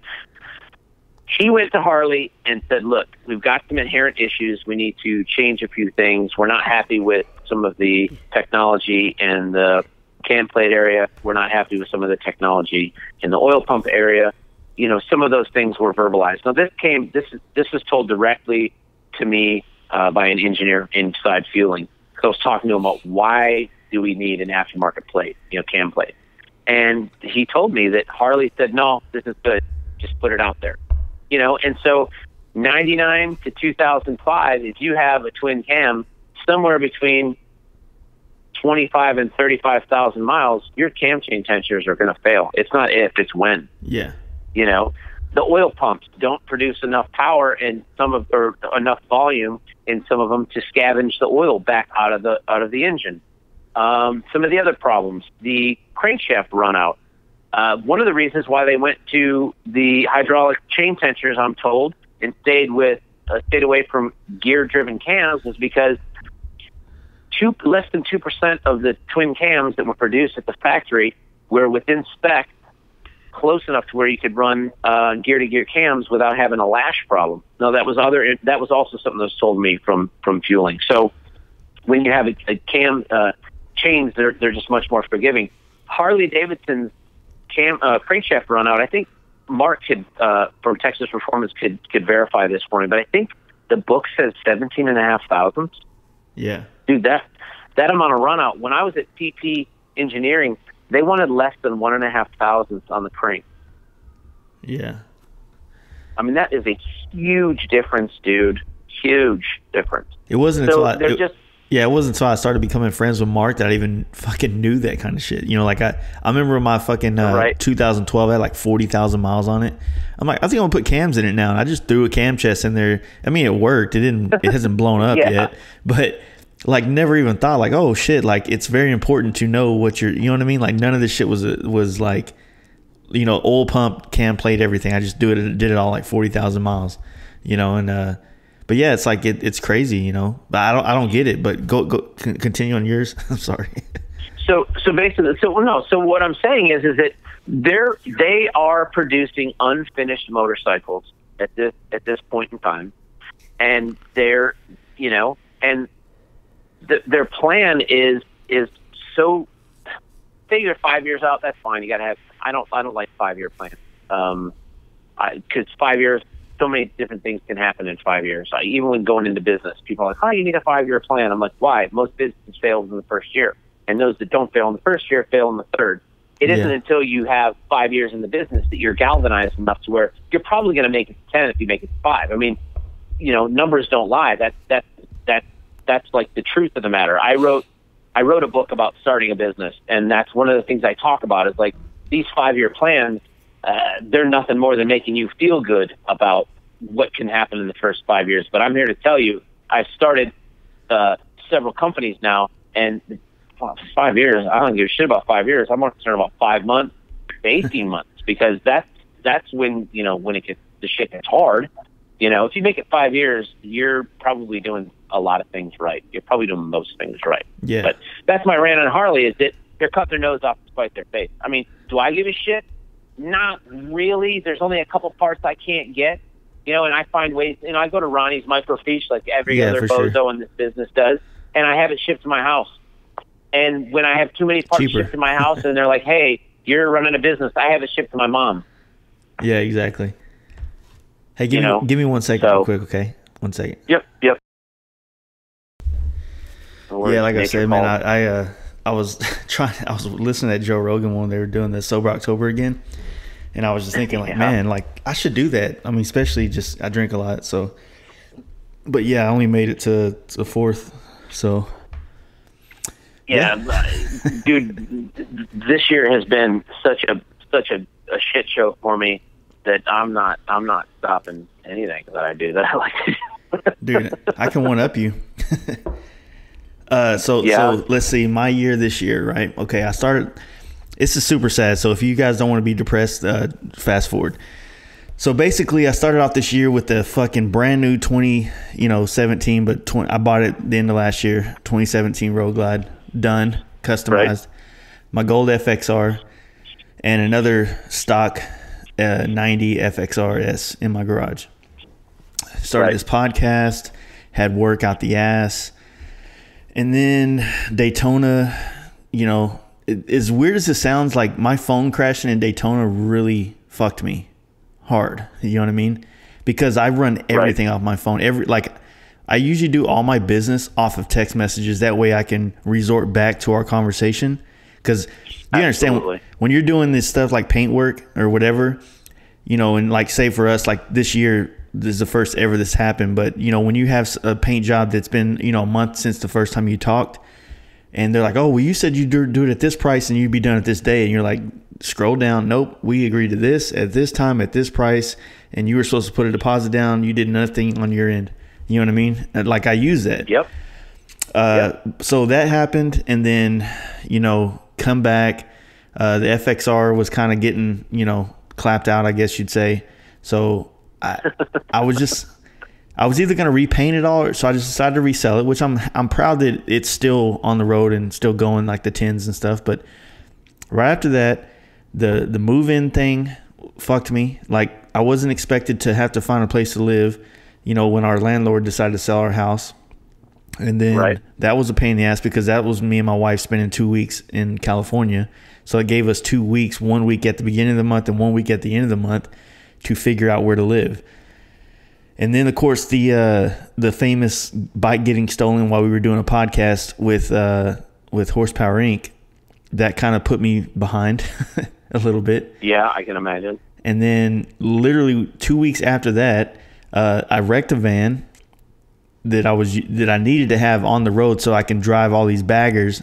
The other thing was baggers was a big problem this year. Have all these baggers done to go to NorCal. And then, just so, now we're here, and to this day, so last Friday of last week, I'm like, I see the light at the end of the tunnel, like, fuck, man, it's right there.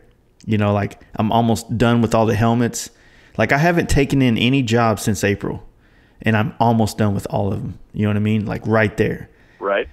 And so last Friday, the day before my birthday, I get an IRS letter. So now I'm going through an audit for 2016. You getting audited by the IRS? Yeah, for 2016, because in 2016, my business was baggers, and we were selling a lot of parts. We were doing a lot of insurance work. So we had like a high $100,000 kind of range in our business.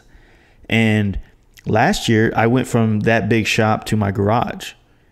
And I subleased like a little spot of somebody's shop to use like their paint booth. So my income went from like 170 to like 70. You know what I mean?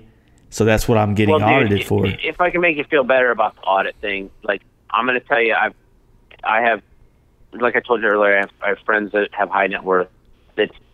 Don't be afraid of it. The federal government is way easier to deal with than any state government. And all they're going to do is come in and dot your I's and cross your T's. If you have a good accountant, the accountant will be there. And at the end of the day, they're going to tell you either you underpaid or you overpaid, and they'll put you on a payment plan. Honestly, it's not anything to, don't lose sleep over that. Yeah, I'm trying not to, man. You really shouldn't. You really shouldn't. I mean, it's just, it's just a fluctuation of business. I mean, we orbit somewhere around 225 to 250 a year in business here, and knock on wood, I haven't been audited just yet, but I know one is coming eventually, and you keep your records for 7 years and you'll be fine. Honestly, that you shouldn't worry about that. That's kind of the problem, is that you gotta understand, I'm from the hood, right? We didn't do shit correctly. So, growing up, like there's just so many things like for instance, like this year has been nothing but setbacks, but I like to look at them a little bit more positive. Like they've just been like course correctors, right? So sure, my taxes and all this shit is something that I've been wanting to do better at, wanting to be more precise, wanting to instead of finding ways to break even, like pay in more or whatever the case may be. And so this, to me, like the way I'm looking at everything, it's just like making me fucking become an adult is what it is at 36. Yeah, adulting's hard. It really is, dude. And it's like, I was talking with Ryan, last week or the week before last. He's another airbrush artist. We were talking a lot about, stuff. I don't know every time the dude comes over, we talk for 2 or 3 hours after the podcast, right? Right. And, he does a lot of teaching and shit. And when it comes to this paint industry, and it applies to the people wanting to chase their dreams on this motorcycle shit, it's so fucking hard, man. Because you have to not only do you have to try to make yourself skillful, knowledge, good at what you're doing, running a business and doing all this stuff, and you're also selling a skill-based product, whether you're building motors or you're custom painting bikes. It really does kind of go across the board. And then you've got this other side of it where you have to know how to do taxes, and you have to know how to be a customer service representative, and you have to be all these other fucking hats because now our consumers are used to going to Walmart where they just bring in a receipt and they get a return. They get to fucking return it, and you know what I mean? Yeah. It's weird. But, fiduciary responsibility is something that every business owner has, whether they want to do it or not. And eventually the Grim Reaper, i.e. the IRS or the state government, comes to call, and you have to just, it goes back to earlier, like the first question I think you asked me today was you're working by yourself, how do you do it all? Well, so you compartmentalize it. I could literally tell you how to do it, and it's not hard, and it's really, I could show it to you faster, but then therein lies the issue where we're 1,000 miles apart. But get a QuickBooks online and pay the $12 a month or $14 a month, and hook up your bank account to it, and make sure you have a separate bank account, and make sure you have a separate EIN number, that's separate from your Social Security. Because here's the thing is, you're going to get, and I can go off on it. We can talk about business because that's something that I'm very passionate about. That part of it, that's one of the things I like doing in my business, because I like running the back end of the business. And it shouldn't matter. You could run a pencil factory or a custom bike shop or a custom paint shop. It's all the same. Mm-hmm. If you're structured as a sole proprietor, you're taxed at a higher rate. Yeah. If you have what's called an S corporation, That's the best thing, I think, because it's best for me because everything's passed through, which means that you earn X number of dollars. Your company has this much money comes in, this much money goes out. There's a number at the bottom. It's either a positive or a negative number. If it's a negative number, then that's how much you lost for the year. If it's a positive number, that's what you pay taxes on for the year. And eventually, if you make enough money, the IRS is probably going to tell you, hey, look, Jay, you need to start paying taxes quarterly. You're not paying yourself enough. You're making more money than what you're paying taxes on, so we need you to pay yourself $400 a week salary. You're going to have to pay in taxes on that. The good news is, if something ever happens to you, your last 10 quarters is what Social Security uses to determine what your payout's going to be, what your benefit's going to be for Social Security. And eventually, I think you intend to be an old man, not die young, even though you're exposing yourself to a number of different caustic chemicals on a regular basis at an alarming rate. Yeah, for sure. Hopefully you make it to 60, 67, or 62 and a half, or whatever it is, and you get on Medicaid or Medicare, whichever it is at that point. But you're going to get a Social Security benefit. If for the last 10 quarters prior to that, you didn't pay in to Social Security, then you're not going to get as much as you're going to get because they base your payout on the last 10 quarters. And people can say whatever they want, like Social Security is going to go away. It's not going away, man. They're going to find a way to fund it. If anything, this country is veering more towards the left every day. Yeah. Social Security, I don't know if they're going to, I don't want to get into that, but they're either going to privatize it, they're going to fund it, they're going to find a way to make it work because we can't take all the people that are already on the dole and kick them to the curb. That's just not the way this country operates. So in a nutshell, it just needs to be part of what you do. And think of it, every dollar that comes in, a certain percentage of it is going to go to this, a certain percentage of it is going to go to that. And if you hook your bank account up to it, once you set up your categories, it automatically does that for you. Yeah, and it's fantastic because you can look at your profit and loss and go, fuck, man, why am I spending this much money on shop supplies? Or why am I spending this much money on this, that, or the other thing? And the last thing I'll say about it is, I hope that you understand that if you're operating your business out of your house, you get a home office credit, and your cell phone bill should be paid for, and mileage on your van, and mileage on Britta's vehicle because she's doing things for the shop too, because it's a family-owned business, and that's legitimate. And her cell phone bill should be paid through your shop too. Yeah, so there's, I think, not everything you're saying is exactly right, and that's kind of something I've been doing. I've been trying to gear towards changing the dynamic of our shop and our business, right? So trying to take it from, this is the complete honest truth, right? In my opinion, I could be a full of shit with this idea, but I feel like because I didn't grow up poor, right? I wasn't poor, but I wasn't necessarily like, I didn't get a nice car when I graduated high school or when I was in high school or anything. I didn't even get a car, Right. So I felt like for the first, let's just say 16 years, the last 16 years of my life, I've been like on this vanity trip. Like, I got to have this. I want to have this. And it hasn't been like a nice car and a nice house and the same type of vanity thing that some people might want or material thing that some people might want. But it has been a materialized thing that I want to have in my life to make myself feel hey, dude, relevant. We live in a material world, and I am a material girl. I'm the same fucking way, dude. I want to have the latest, greatest shit all the time. But I can tell that I think you have a little bit more balance than what you're giving yourself credit for. I grew up in the same kind of situation as you did. The only difference is it sounds like the only difference is I had two parents in the same household all the time. Yeah, maybe it sounds like you didn't have that situation. But at the same time, I can tell you come from a place of love and that people cared about you and made sure that you had what you needed. And you didn't have too much of something so that you didn't appreciate it anymore. And now that you're an adult, you do what you want to do. If I want to buy a new pair of goddamn Vans, $50 isn't going to make or break me, so I'm buying the goddamn Vans. But there has to be some balance in your life, and it sounds like you're looking for it. I mean, that's what it's kind of all about, Yeah, I was just listening to, I want to say a Joe Rogan podcast, and he was talking with this one guest, and they were just talking about how discipline and structure are like so commonly overlooked and are the most important thing to all of success, if that makes sense, Yeah, so listen to the Teddy Atlas thing where he was talking about Mike Tyson being a loser, about Mike Tyson being 0-5 when it came to real life activities, and that every time he was faced with adversity, he lost his shit and didn't win. You know, anytime the pressure came back at him, he lost. So you're completely right. And man, the clarity from realizing that you can do better is an amazing tool to find yourself, to find the direction you're supposed to be going in.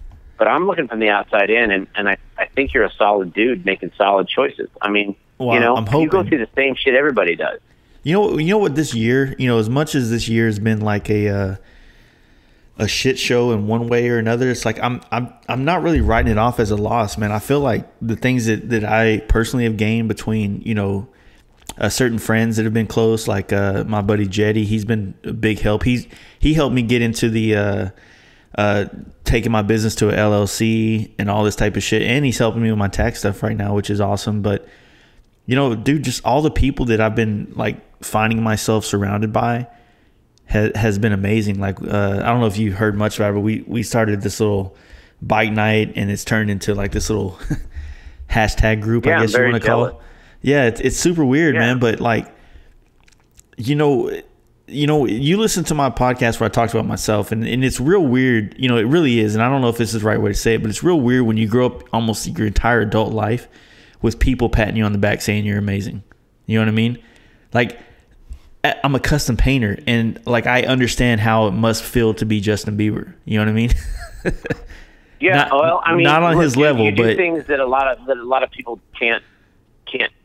Yeah, and I hate to use him as an example, but it makes it real weird, like how to, like, I don't know the right way of saying this without sounding like a douchebag or whatever, but it makes it hard to understand how you can be more of a friend to people at some point, you know, because you're constantly used to people patting you on the back, telling you you're great, you're an amazing painter, oh my God, can I get your, you know, whatever the case may be, right?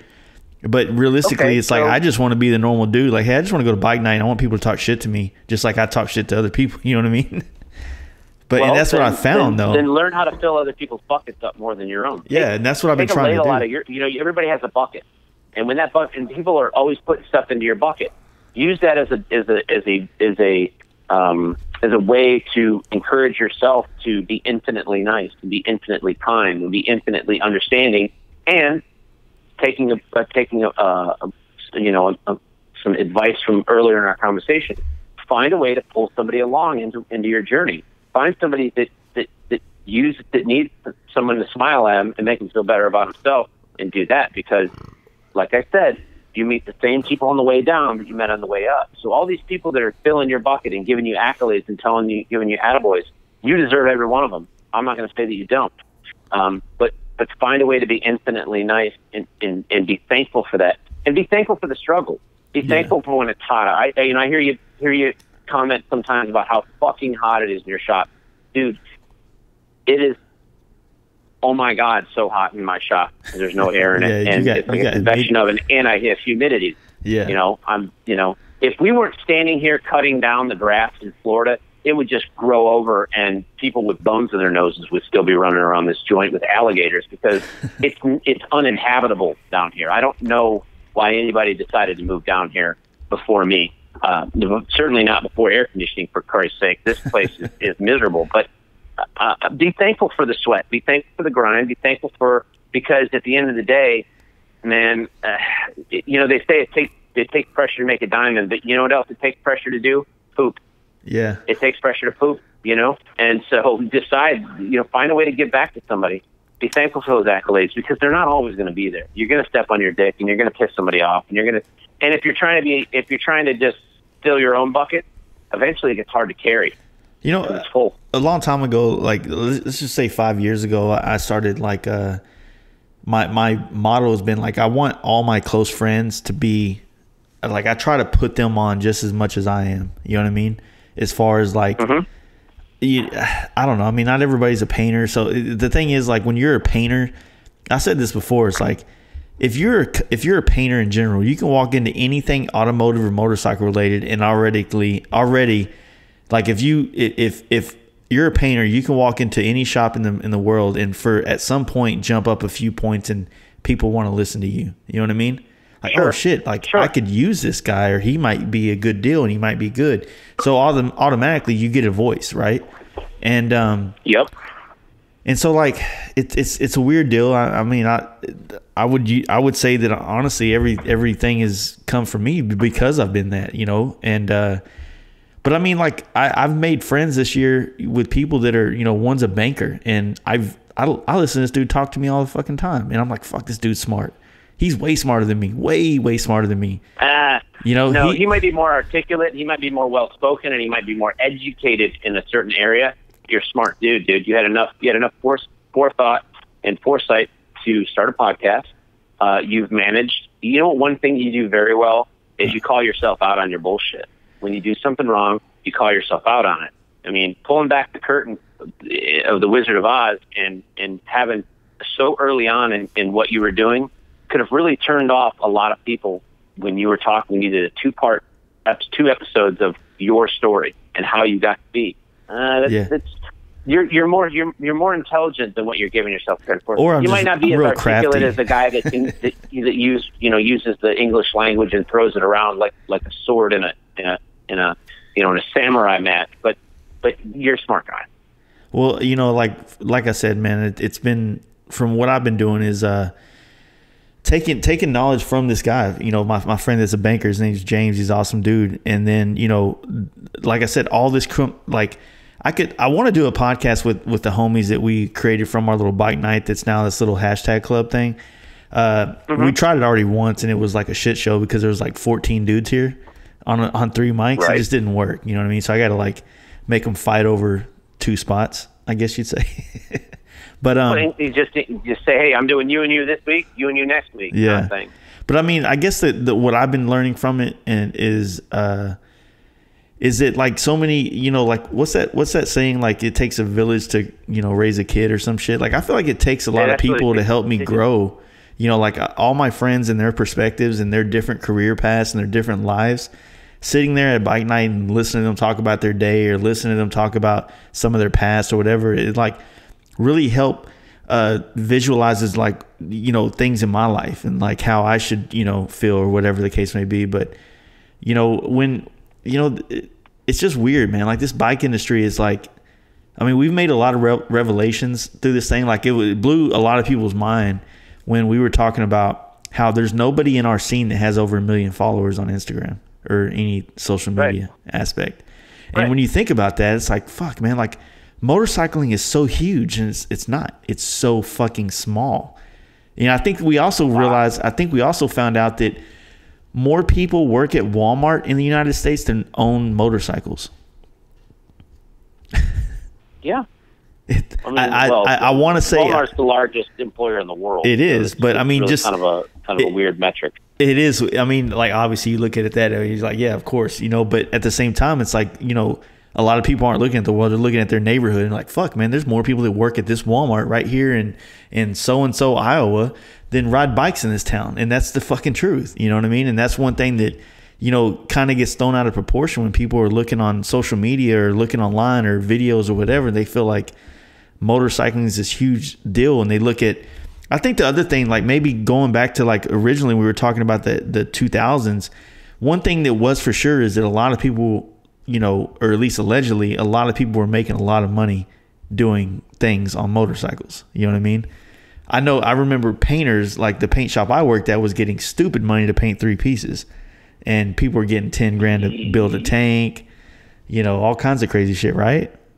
Some of it. Yeah. I mean, there was some of that, but you got to remember, pigs get fat and hogs get slaughtered. I mean, where a lot of those guys aren't here today doing that. I mean, where's Area 5150 painting at? I couldn't even tell you one of those guys. Did I tell you about that dude who reached out to me a long time ago and wanted me to come be his #1 painter back in like 2007? No, but I'm not surprised. I'm not surprised at all. But that you know, I mean. But yeah, that's crazy. Good point, though. A lot of times you mentioned Joe Martin. You know, Joe Martin was a super talented guy. Yeah. You know, and he's not. I don't know that he's. There's nobody that's like showing up on even Jesse. Jesse will build a bike or 2 a year, and you know, and it's not making the impact that it made. And that guy, if you were in my business in 2000, 2001, 2002, or got into it when I did in 2003, man, you should be mailing a residual check to that dude every month. Yeah, for sure. At least $15, because that dude put so many asses in the seat. He put so many people in my store. I mean, you could, dude. Those bikes were fucking obnoxiously expensive because he charged for how many hours it took and for what the parts were, and and I can go on a whole nother litany of things about those bikes that people just take for granted. I mean, they thought they just ordered S&S motors from the factory. That's not how it works. Those motors came in unassembled, and Aki put them together. You made a good point right there. You made a good point talking about, you made this point earlier and I didn't really catch on to it, but you said it again. And the thing is that a lot of people don't realize, and a lot of shops will agree to this, is that like when you're building a bike or customizing as more accurately, when you're modifying a bike, if you were actually able, and maybe your shop, you can do this. Some shops will say, man, I couldn't sell the job at that much. But you remember Backyard Baggers? Remember that guy, Joey Hensley? Yeah. So the dude, I've met a lot of the North Carolina dudes back in the big Wheelbagger days and partied with all these guys and whatever. He made a post a couple years back, and this is it's probably somewhere on the internet. I don't know, but he was just talking about how much money goes into like wiring a stereo system and building a big Wheelbagger. Like there's a lot of time involved in putting one together correctly, right? Yeah. You can agree. Yep. And so when you think about these high price tags on all these parts, you think about $100,000 bagger. You look at like Covington, who deserves every dime they get for those beautiful bikes that actually work, that they build, in my opinion. And you think like, fuck, man, how can these guys that want to start working on these things out of the garage, they want to start their own business, and the next thing you know, they're like, man, like there's no way I could charge someone $20,000 to build their bike, like $20,000 in labor. But most shops will say like, man, like if you add up all the hours I have in doing this bike, and you want to say like, I think his Joey Hensley's post was, if you add up all the hours that I put into this bike and you add up how much I got for doing the labor, I made $6 an hour to work on this bike. And a lot of shops are that way, Yep. So when you were talking about Jesse James, all the time. Yeah. I sell squares of time. They're $80 a piece. How many do you want? And if you don't, look, man, I'm not bragging. I have a full shop. I work by myself. I don't think anybody's any better. Nobody works any harder or any better, has any better, standards than what I do. I tell people all the time, the customer sets the expectation. We set the standard here. That if you want me to do it, I'm not the fastest guy. I'm just not, and I'm not gonna be. I'm not gonna chase. I've chased that money before, and you're like a goddamn mouse in a labyrinth. And at the end, there's just a little snack at the end. I'm not gonna do it. I'm gonna work diligently. I'm gonna work fastidiously, but I'm gonna work consistently hard and produce a product that these guys, they want to get on these bikes and go pound miles. And you know what? Before I give it to you, knowing that you're going to go out and pound on it and you don't know how to work on it and you don't want to work on it, that, you know what? It is what it is. And when you bring it back broken, it's a custom motorcycle, dude. Custom motorcycles have custom problems. Yeah. Well, you said it best. Like, like this is one thing I've also been doing, because we've been, now that we've been starting to open up on taking in more work or starting to schedule more work again. One of the main things, which I understand this, and I'm not talking shit about it, but one of the main things people ask is, what's the time frame, right? And before, I used to like be scared, like, oh shit, I gotta tell him a time frame that I know that he's gonna be happy with, and then I have to base my whole fucking life around this time frame that I gave this dude so that he's happy. You know what I mean? I don't do that. And so, I learned the hard way, man. I won't do it. And so I realized, hey, you know what? It's not his fault that I gave him a shitty timeline. It's my fault, right? It's my fault that I said I would do it in 2 weeks instead of telling him, look, man, I want at least 4 weeks. I know I can do it in 2 weeks, but I want 2 weeks to fuck up and have problems and work them out and make sure that you get it, without stressing me out. And I think that's one thing that a lot of people, especially young painters, they get scared of.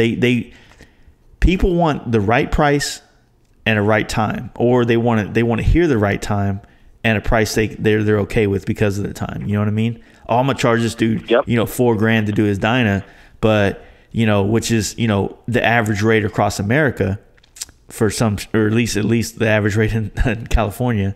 And then I want to tell him Right. I can do it in 2 weeks. You know what I mean? And then for sure he's coming to me, and now I got to figure out how to get his shit done in 2 weeks with the quality of work that I want to put out and this, that, and the other. And it's a fucking, it's not beneficial in the end for anybody. Your work is not going to be able to be as clean as possible in that time frame. No, take that Dyna sale you did to get into the Dyna business, and Yeah. how many of those paint jobs do you wish you could redo? Well, be honest. It's the crazy thing is I wish I could redo them all. You know what I mean? But the one thing I did do when I did those jobs is at the time my skill set, because like I said, I always tell people like if I'm not getting better, then I don't need to be in this business anymore. And I feel like I'm constantly better than I was every month. You know what I mean? And so when I look, like I got a couple of them that some people just recently posted. I want to repost them on my Instagram, but you look at these paint jobs and I was like, fuck, man, I'm so much more evolved in that style of paint now. But these dudes are still out on these bikes rocking them, and they paid $1,000. You know what I mean? And that's what I'm proud of, because I put in the same amount of effort into doing that $1,000 paint job as the ones I do now for $3,500. You know what I mean? Yeah, I didn't mean to imply that you didn't do your best work. Oh yeah, what I for meant sure. to imply is that you want another crack at it, right? The first bike I ever had featured in a magazine. Man, I would love for whoever owns that bike now to bring it to me and just go, hey man, let me rewire it. Yeah. Because that's one area of a bike that I'm really, really adept at, that I feel like my wiring is second to none. You take a lot of pride in it. Yeah. A ton. And a lot of people, like you say, like the painter thing, and I have a good analogy about the painter thing, but a lot of people don't like the wire bikes and plumb bikes. I love it. That was the one thing I did on Cody's bike that, man, I'm super stoked about. And I got a lot of love from builders. When you listen to the Rogan podcast all the time, right? Yeah. So you ever hear them talk about playing to the back of the room? Yeah. I think I've heard him refer to that a couple times. So you know what that means? Yes, I think so. But before I say I know, I want to hear your side of it. So when they're playing to the back of the room, that means there's comics in the back of the room watching them perform. So you're painting for the painter, not the customer. Yeah, you're starting to, instead of telling jokes that are going to kill to the people that are in the room, you start throwing heat that only the guys in the back of the room are going to get, because they see you flexing that muscle. I'm going to tell you right now that I told you earlier in the podcast, I don't care if anybody knows who the fuck I am. Yeah. The people that are going to know who I am are the people that should know. Customers that I've treated well, bikes that I've fixed correctly, people that I've done a fair job for. But I care about people in my industry knowing who I am. So I got into it with a builder in Texas a couple years ago on social media. And I didn't do anything. I wasn't trying to get into it with him. There was a guy that was selling stuff that somebody else was building. He was selling rear end kits. He oversold, couldn't manage his business, and wasn't delivering things on time correctly, and wasn't being fair to people who had paid him money. And he needed new money instead of he'd already spent the money of the kits he sold in October. So when it got to December and he still hadn't delivered the kits from October, which he blamed the manufacturer on. Talking about scrub cycles? He started what's that? Talking about scrub cycles? So what had happened was I was building a bike for a guy that had bought a kit in October, and it was December, and he still didn't have the kit. I met a guy at the... What's that? I got fucked by him, too, on a kit for a customer of mine. Yeah, so listen to what he did. So at my booth at the bike net we were at, another guy comes over. I meet this new guy. He wants to do a big wheel kit, blah, blah, blah, blah. He really liked the wake kit that was being made by this certain company. And, but the guy that had bought it when it was on sale in October still didn't get it. The next day, the new guy called up the people that were supposedly the manufacturer that weren't really manufacturing anything, said, hey, I want to buy this weight kit, but I'll only buy it if you can ship it to me by the 31st of December. This is like December 3rd or 4th. Yeah. He got his kit before the other bike I was already building that bought it in October. Now, I didn't have anything to do with the transaction in October or in December. These guys both supplied their own rear end kits. Yeah. 6 months, 8 months later, I'm online. I try to stay offline on fucking Facebook, all this stupid, these bagger pages Chat and rooms, stuff. 'Cause everybody on there is a fucking expert. And it's like, bitch, if you ask me a question and I give you an answer what works in my shop, and you don't do this for a living, and you're going to come at me with your fucking half-baked idea of how chat to do room something fucking in degree? your garage. What's that? Your chat room degree? Like, look, yeah, exactly. You're going to start throwing chat room shit at me, and then tell me I'm an asshole and I don't know what I'm talking about. I'm like, okay, I'm out. So I stay away from most of these things. Yeah.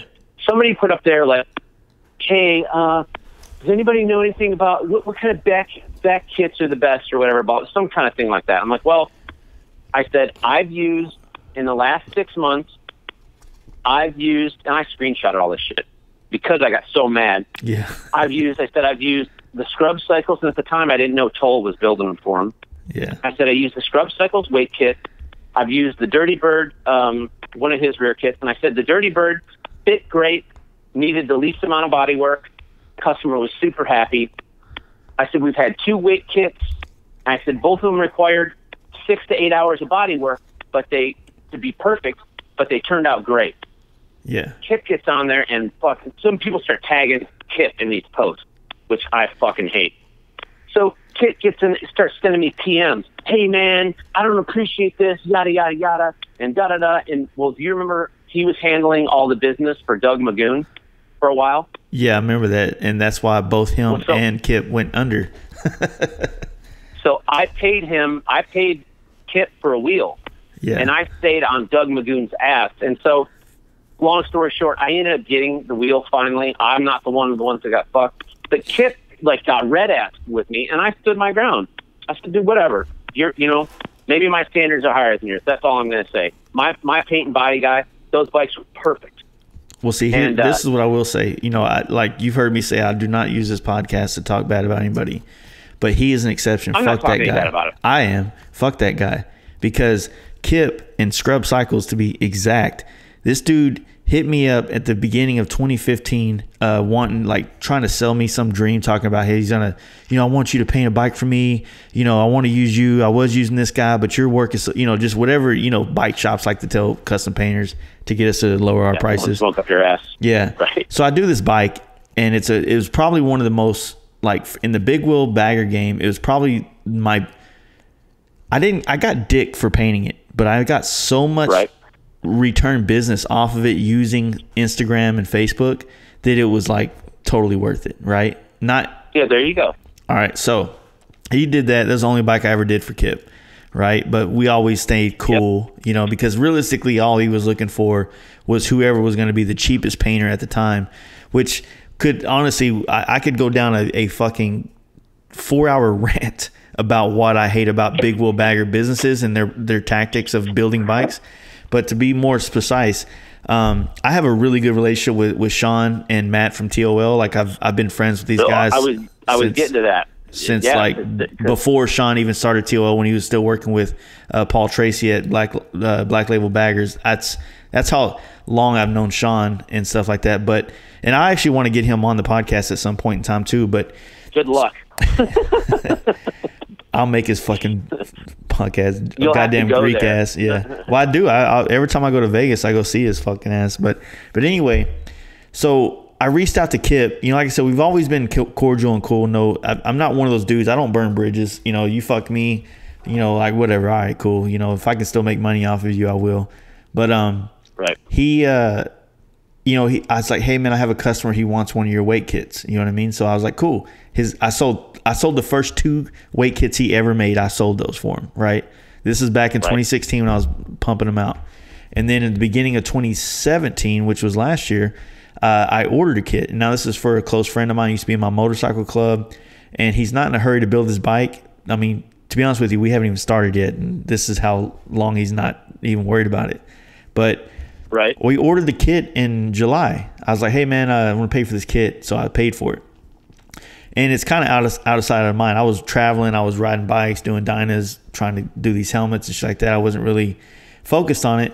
And then around October, my boy goes, hey man, when you want to start messing with this bike, you know, I know you wanted to work on it in the wintertime. I'm like, all right, cool, man. I got your wheel here. I got this here. I got this here. Oh man, I don't see your bags, man. Fuck them. Let me call homeboy and see what's up. So I call him. Oh yeah, man. We had to switch manufacturers. Like I guess they left Sean to another company. So I'm like, all right, cool, man. Just want to make sure I get it. You know what I mean? All right, yeah, good. Like I said, again, out of sight, out of mind. I wasn't even paying attention to it. And next thing you know, it's fucking, I started seeing shit like when I don't get on Facebook much, but I would get on there and I would see like an excerpt from a chat room that I'm associated to. Someone adds me or whatever the case may be. Has anybody heard from Kip at Scrub Cycles? I ordered bags 6 months ago and I haven't heard anything from him. I'm like, fuck. Like right when I saw that, I knew I was being fucked, right? So I saw that. I read all the comments. I was like, fuck. So I text Kip. I was like, hey, dude, everything good, man? You know, anything on the back end? I got nothing. So I was like, all right. So I'm totally getting fucked right now. There's nothing I can do about it. So I was like, hey, dude, here's the deal. I know you're fucking me. It's all good. And then I found out that he was, you know, filing bankruptcy and going out of business, this, that, and the other. I said, hey, I know you have some shit laying around your shop. Can you make this right with me somehow? You know what I mean? Just something. Can you got some fucking tail lights or goddamn, you know, triple play from fucking Cycle, you know, whatever the thing is.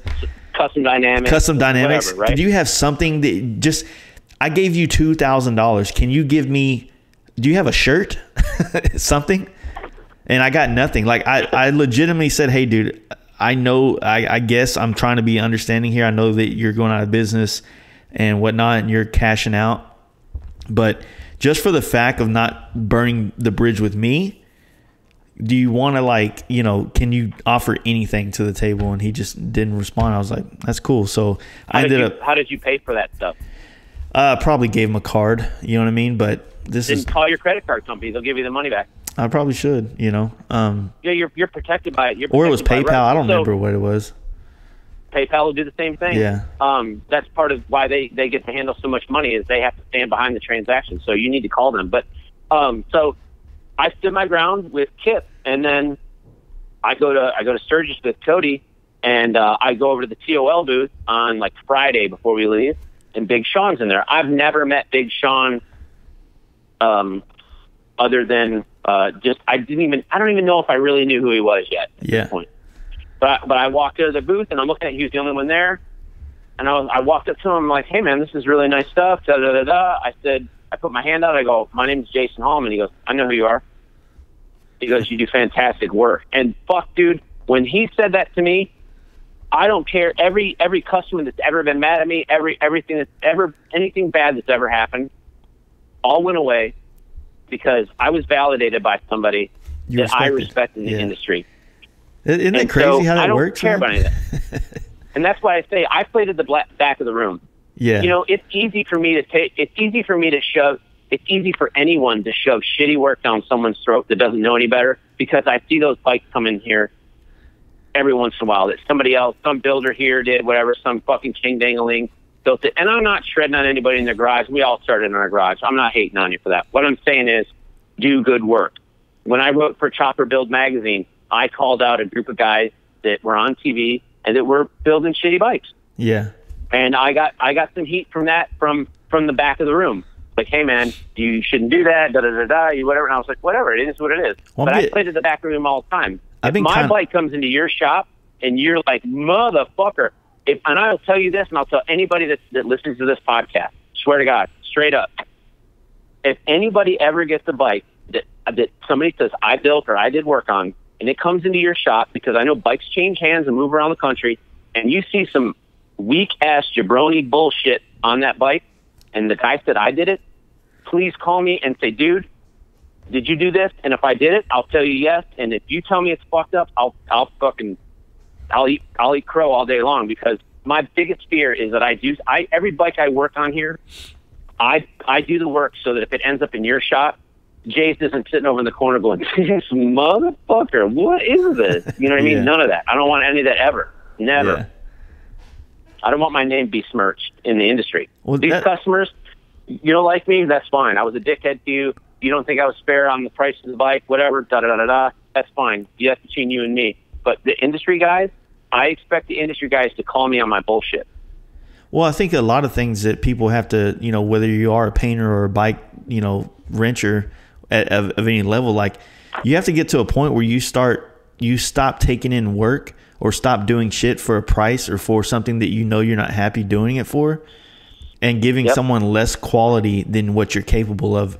And like a lot of people, I hear this a lot, and it's evident if you ever like listen to people talk, especially if you go, just people in their normal jobs, is like, oh, I ain't working hard here. This dude don't pay me enough, blah, blah, blah. I'm like, well, fucking quit. Don't work anywhere unless you're going to get the money that you want or whatever the case may be, or whatever the case is. Show up to anyone's house and tell them to get in the fucking car. We're going to work. I don't ever do that. Yeah. But, it's like one of those things. It's like, for me, like I've painted well over 1,000 bikes in my life. I think I'm pretty sure I have, but I'm not sure. Honestly, can I tell you that more than 50% of those are perfect? Fuck no, I can't say that. You know what I mean?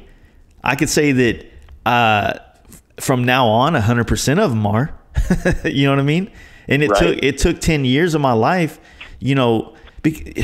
One thing that I realized that a lot of people do is that they get ahead of themselves. They get ahead of themselves because of fame, popularity, importance, or whatever the case you want to be. You start down a path of learning how to work on a bike or paint a bike or anything. And at some point, what you're doing becomes good enough for everybody to love you. And then you stop trying as hard. Right? Hey, man, if you're the smartest person in the room, get out of that fucking room and get into a new room.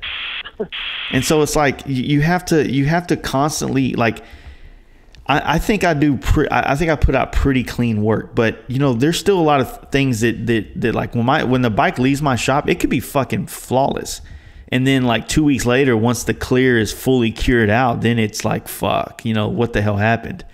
But now I've learned that I have to keep the bike longer. So that goes back to that whole concept of like, hey, how quick is it going to take to get my bike? Well, due to current chemical operations nowadays, it takes me about 2 weeks to do the work and 2 weeks for it to dry before I can give it back to you. So you're looking at a month. End of story. Oh man, this other guy said he can do it quick. Cool. Like, do you want me to load it up for you? Yeah, exactly. I mean, it gets to it's a fine line between like juggling all this shit, because I know the other thing is that there's people that need to get that done to get their rent paid. But then it goes back to something we talked about earlier, which is business. You have to structure it correctly to where, like me, I take 50% down on everything I do, right?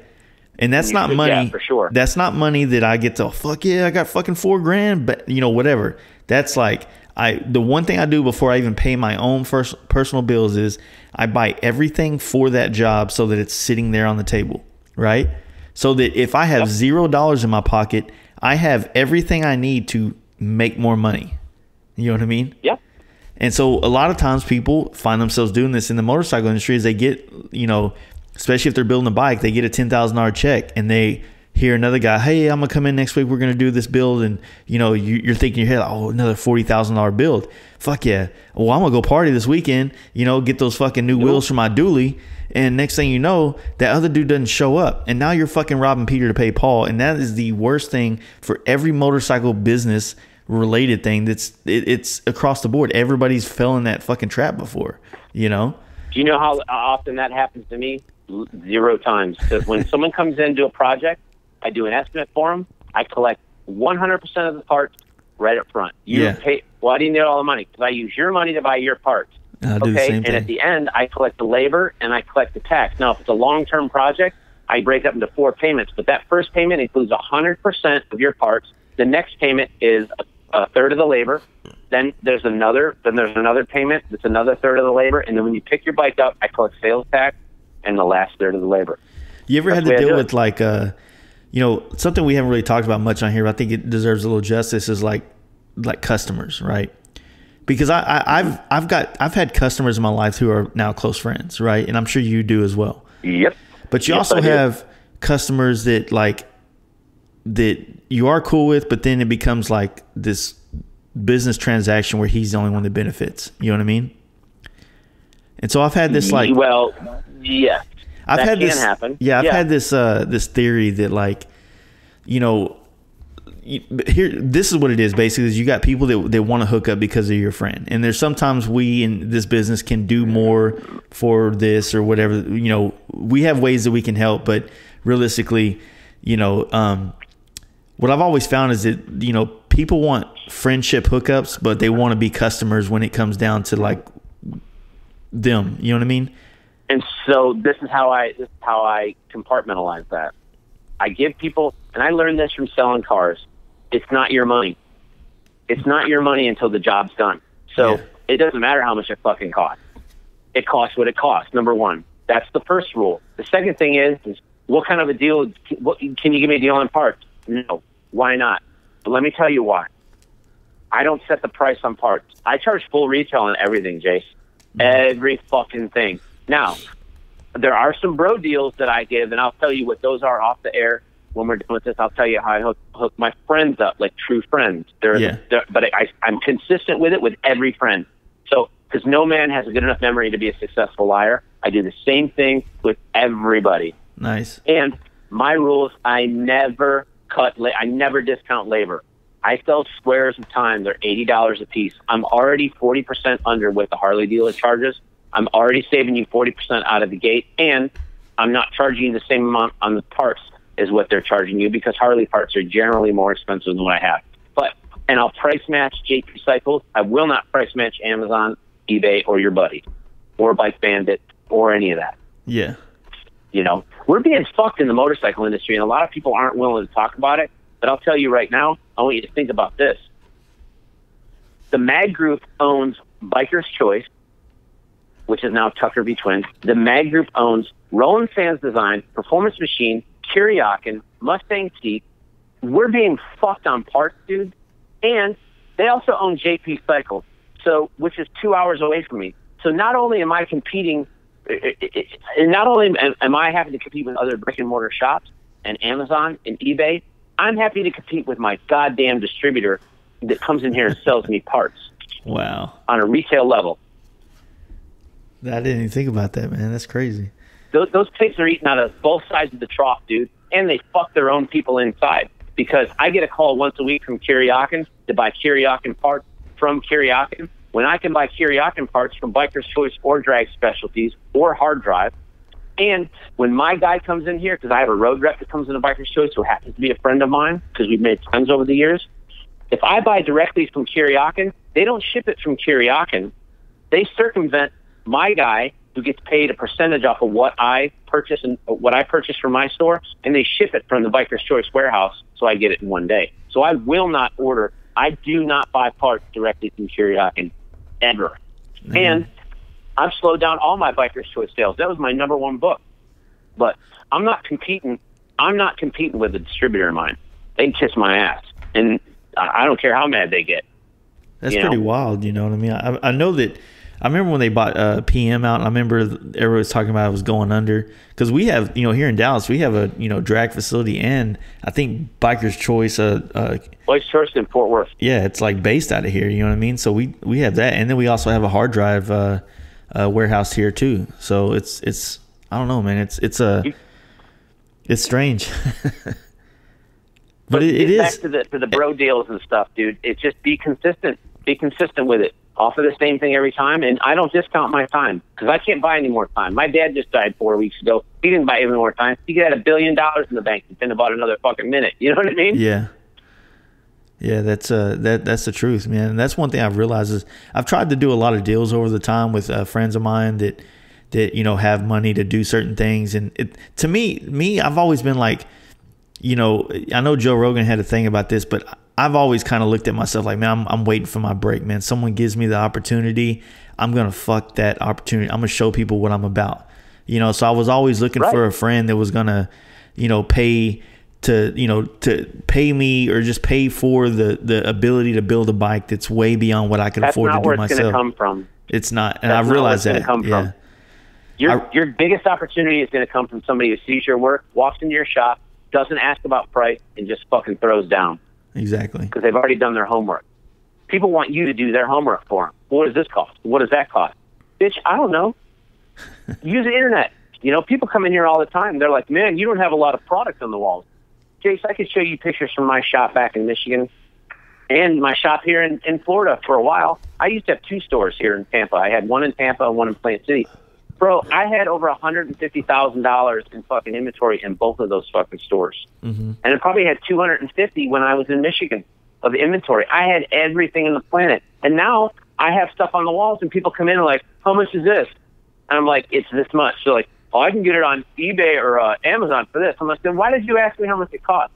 That one that you have in your hand, sir, belongs to me, and I'm selling it for $29.95, or it'll stay on that fucking peg hook. And that's the way it works. I'm not apologetic about that at all. So I'm not the manufacturer. I don't set the MSRP. How has it been for you in your line of your area of this industry with that stuff coming along? Like, do you still have like more customers coming in, like trying to get you to compete with Amazon? Or, I mean, like, I shut them right down. I'm like, mine's right there. I have it on the wall. And people ask me for deals. I'm like, I'm sorry, I can't. People accept that. People accept that. I'm like, look, do you want to buy it from Amazon? Go ahead and buy it from Amazon. I'm not warranting it if you buy it from Amazon. I'm not warranting it if you buy it from JP Cycles, because I have no sales history on that part. Yeah. And if I install it, I charge a minimum $25 per work order on an outside parts surcharge. And if you don't like it, I'm sorry, but I moved into a bigger shop this year that has a giant showroom in it so that I can have more stuff on hand. I'm not gonna take my money, put something on the wall, and then take less for it because you're willing to buy it right now. I'm not that desperate. You know what I mean? Yeah. When you're calm about it and you're concise about it and you're firm, fair, and honest, people understand that. And I tell them all the time, look, man, you are killing brick and mortar shops by buying online. And let me explain something to you. It's all well and good. You can buy that derby cover online and you can put that derby cover online. But your laptop can do a lot of things, but it can't mount a fucking tire. I can mount a fucking tire. And pretty soon, I ain't going to be here to mount your tire. So you're going to be stuck going to the dealership, paying dealership rates and getting inferior product, because I can offer you a different line of tires. I can give you Michelin. I can get you Pirelli, which don't last a long time, but they have good grip. I can get you Avon. You know what I mean? Yeah. Dealerships are one-dimensional. They got blinders on. This is what we do. It's got a bar and shield on it. This is what you're buying.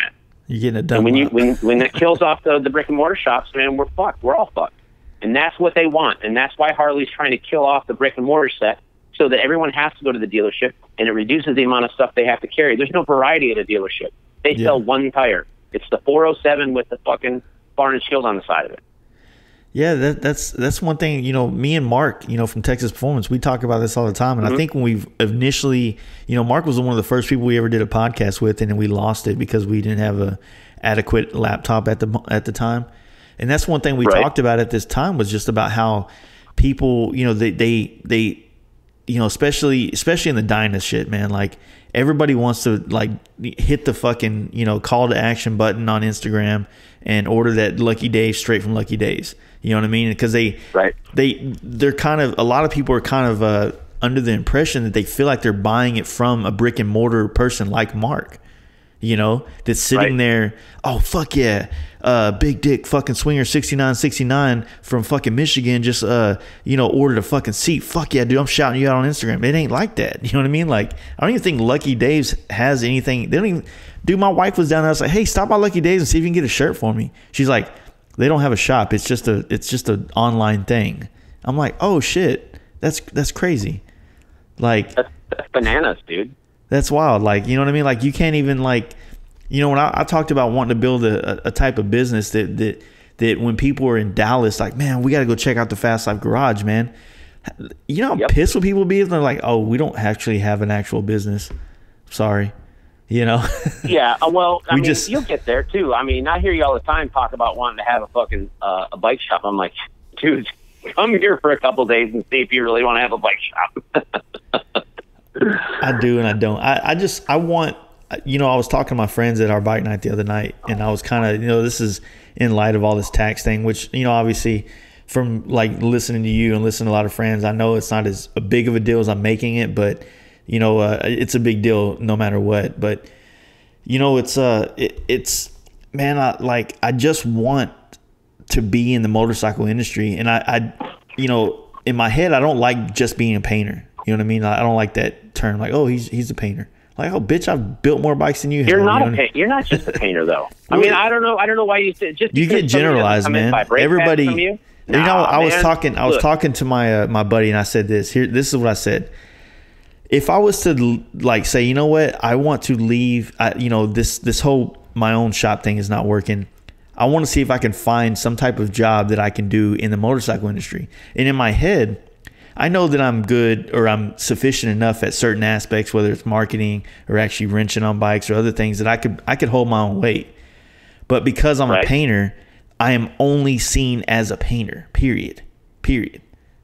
Like, nobody would ever hire me by just most people. Like, you know, like it takes someone that's really like knowledgeable to look at what we've built, you know, in the last couple of years through my brand, and realize that I have more talents than just airbrushing fucking faces. You know what I'm saying?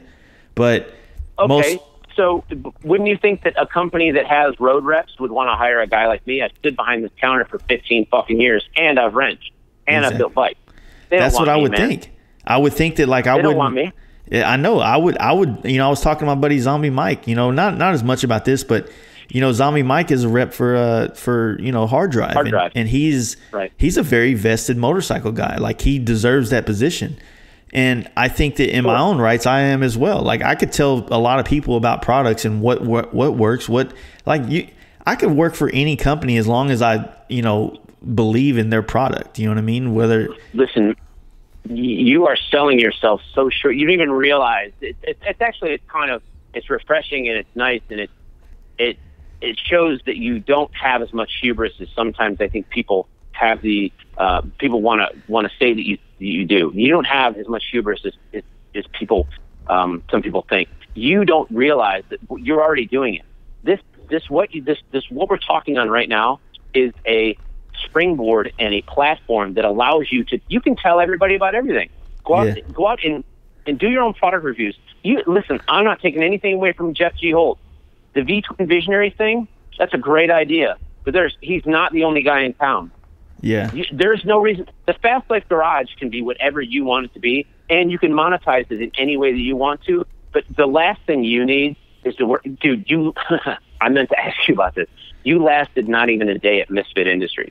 You understand what I'm saying? You can't go. You're not employable. I'm not employable. That's a good point. You know, you really think that you're gonna be sitting in a fucking room and someone's gonna go, "Hey man, I need some TPS reports." You're gonna be like, "What are you fucking talking about, man?" Yeah. You know, you need to create your own TPS reports. You need to. It sounds to me like, don't let this IRS thing even fucking stop you from doing anything. But you are building what I would call a quote unquote brand, and visually, I can see somebody coming in. You make things. You put the icing on the cake in this industry. You know what I mean? Like, you ever walk by a cake shop? There's fucking cakes. Some pro that knows how to manipulate fondant and make rose petals and make these miraculous looking cakes in the window. They're dioramas. They're not even real cakes. There's styrofoam under it, right? Yeah. Those are your contemporaries in this industry are the guys that do the same thing you do. But you have other contemporaries that do the same. Danger Dan's podcast, my podcast is a very small microcosm of it. But, dude, this could be a media circus. We've talked about it in our text messages and our personal phone calls that we've had in the last few months. You don't need to go work for somebody. You need to continue on the path that you're on. You need to find some products that you go buy something. The next time you buy something at the store, do a YouTube video about it and talk about it and hashtag it and put it on Instagram. You're really good about that. I watch your live videos all the time. I don't always comment, but you're already doing it. And it's just the thing you're talking about where it'll come to you. It's going to come to you through hard work and diligence and just staying focused on your craft. Yeah. You don't need to have all this other peripheral bullshit. And the last thing you need is to go get a fucking stuffy job where someone's telling you what time you have to be there. And, hey, man, why were you late? And you're like, oh, the traffic was shitty this morning. The roads were icy, blah, blah, blah, blah, blah. Dude, you don't want to do that. And you ain't going to do it. Let's just be honest. You are not going to do it. And I don't even know you that well. I guess what it is that, you know, like, you know, the ups and downs of business. You know what I mean? It's there for everybody. I mean, like, you know, even though You're I never don't getting away from that. Yeah, dude. I don't really look at myself on some kind of level that some people kind of reach out to me on sometimes. You know what I mean? And I hate even saying that phrase, but you know, at least what I you know, I try to be a very transparent person as far as like letting people know what's going on, because when I was growing up looking at people that I admired, custom painters or custom builders, you just saw the good. Oh, this guy's life is perfect. You know what I mean? And you know, no one's life's perfect. The one thing I don't want people to fucking think is that like quitting your job and chasing a motorcycle dream is fucking easy or cheap or fucking like not gonna have the same problems that every other American or adult has to deal with. Like it's all still gonna be there. You know, like I envy my friends that went to college sometimes, that went this lifestyle that I don't think I'm capable of living. But, you know, now one of them just sold his house and made 70 grand that he didn't even, that's after he put down on the new house. Like he made 70 grand just investing in a house and being a square. You know what I mean? Like the way he lived his life. You know, but I'm still more happy. But who gives a shit? Yeah, I mean, that only sounds like a lot of money because you don't have 70 grand sitting in the bank. The 70 grand is not life changing money. Shit, what I'm fucking getting 20 at grand. is I mean, fuck, $200 changed my life sometimes. Depends on what day it is. Well, so it's a matter of perspective, right? Yeah, for sure, it's perspective. Nothing's Yeah. good or bad to you compared to something else. But dude, you know what that guy does when he goes to bed at night? He fucking goes, God damn it, I gotta go to the goddamn bank in the morning. I'm gonna blow my brains out if that lady comes in here one more time and asks me about an NSFP. And you know what? He's like, I wish I would have just done what Jake did. Dude, I've had friends that I've been friends with since junior high school that have come to my motorcycle shop because they bought bikes and we lost touch and they found out I had a shop. They come in, and this happens in Detroit, not here so much. But I still have friends that say this to me. They're like, dude, I'm so proud of you. I envy you. You know, I had a friend who worked at Draw Type, and all he made was hitch receivers for fucking 25 years, and then the company went out of business.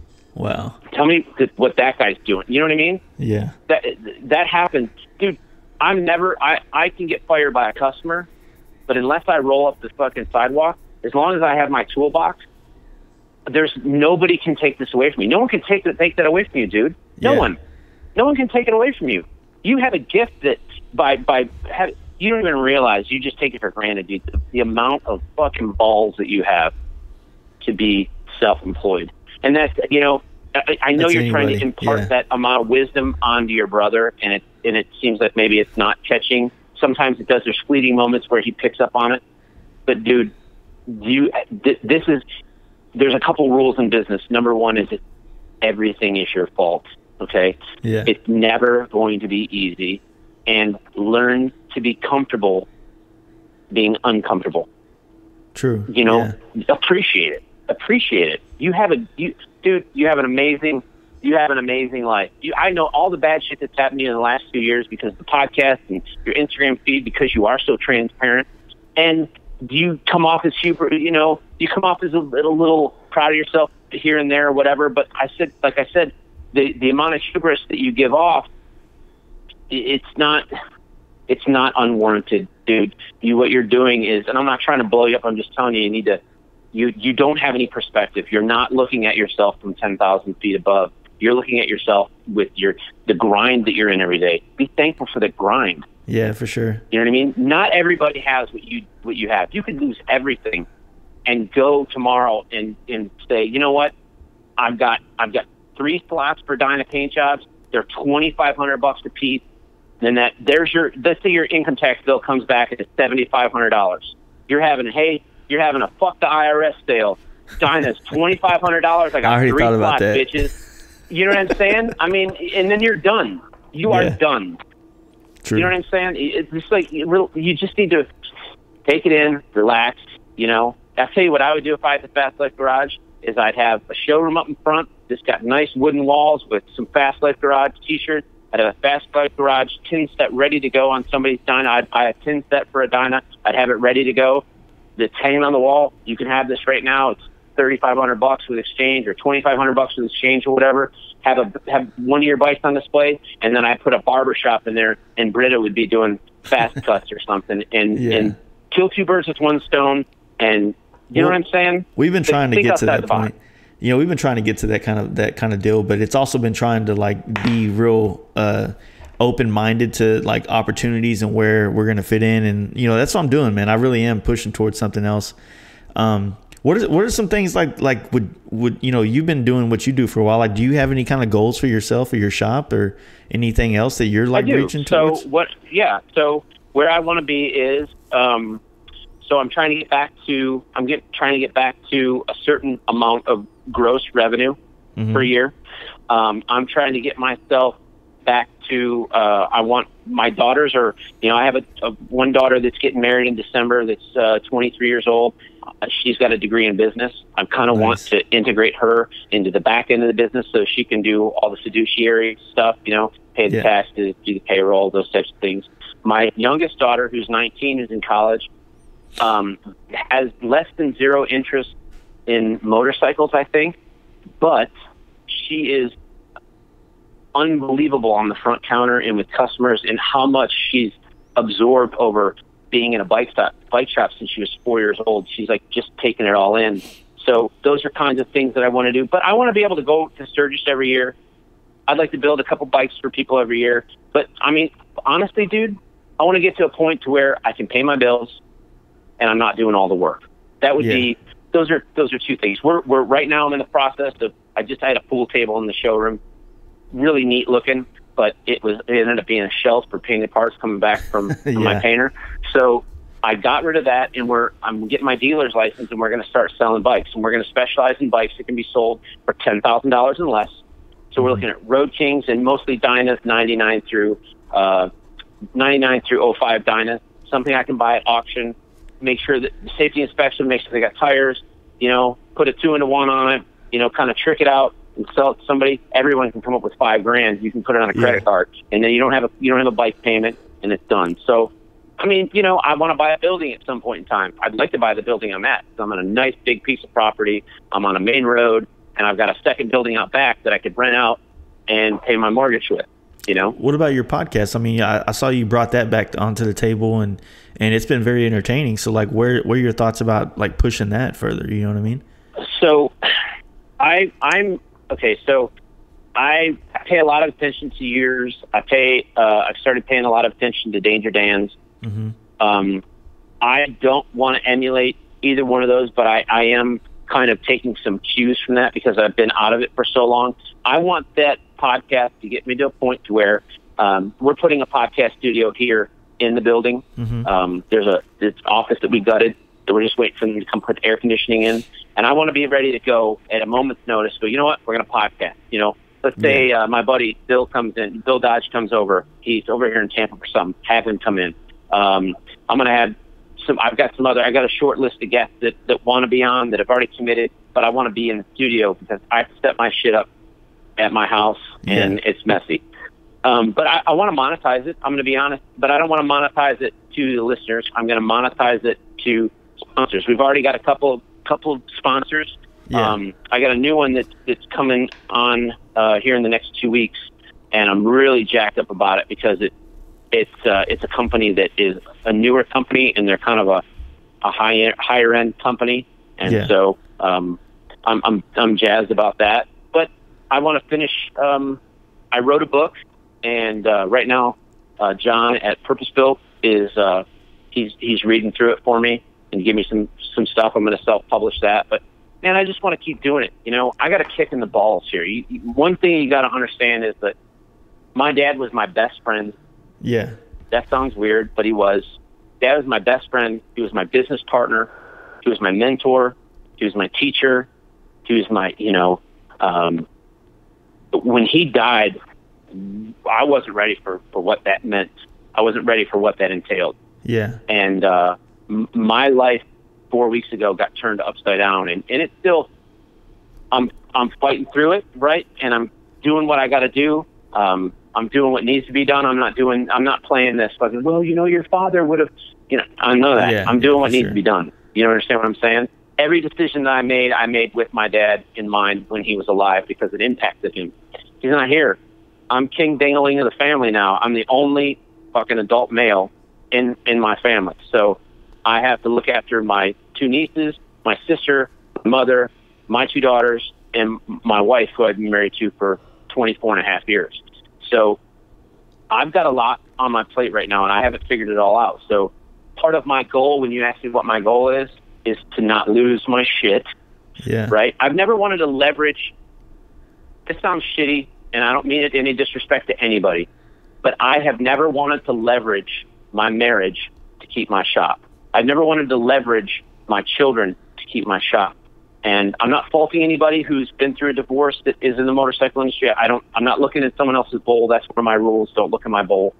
But like when Scrub Cycles leveraged his cancer-stricken daughter to leverage his shop. You mean like that? Well, anything. I don't want to leverage up on that. You know what I mean? Like I've heard some things about that, and I can't comment firsthand because I can. There's just some bad juju there, and I think I've heard exactly what you would say. But my point is that I'm trying to get out of this thing what I put into it. I want to keep my marriage intact. I want my kids to grow up happy and healthy and have kids of their own. And I know that sounds all weird and shit because I'm only 45, dude. I've been married it'll be 25 years this coming April. I married my wife while we were next door neighbors. I married my wife while she was still in high school. And we weren't having a kid or nothing. We just wanted to get married. That's as simple as that. So we came down to Florida on her spring break, her senior year, on our honeymoon. And you know what? It's been fucking hard. And most of it's been hard because of me.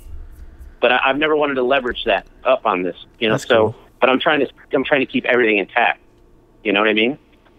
It's weird how like all these outside, like we, you know, when if I were to ask you this question, 5 weeks ago, it probably would have been a lot different because, as time goes and life hits us with all these different, fucking obstacles and circumstances, it really evolves the person and the changes and the goals. You know what I mean? And it's sure it does. It's just like this, like you were saying earlier, it's really impossible to have a 5-year plan because so much shit. 5 years ago, you know what I was doing? I was freelancing, running around town on a big Wheelbagger, trying to chase anything from the bar or whatever. And now 5 years later, I have a wife that I'm fucking, head over heels for. And I have a life that I didn't even know I wanted 5 years ago. You know what I mean? Right. So it's just like, it's like you were saying, it's just about being present and taking care, just having a path and just being ready for all the hurdles that are going to come. You know what I mean?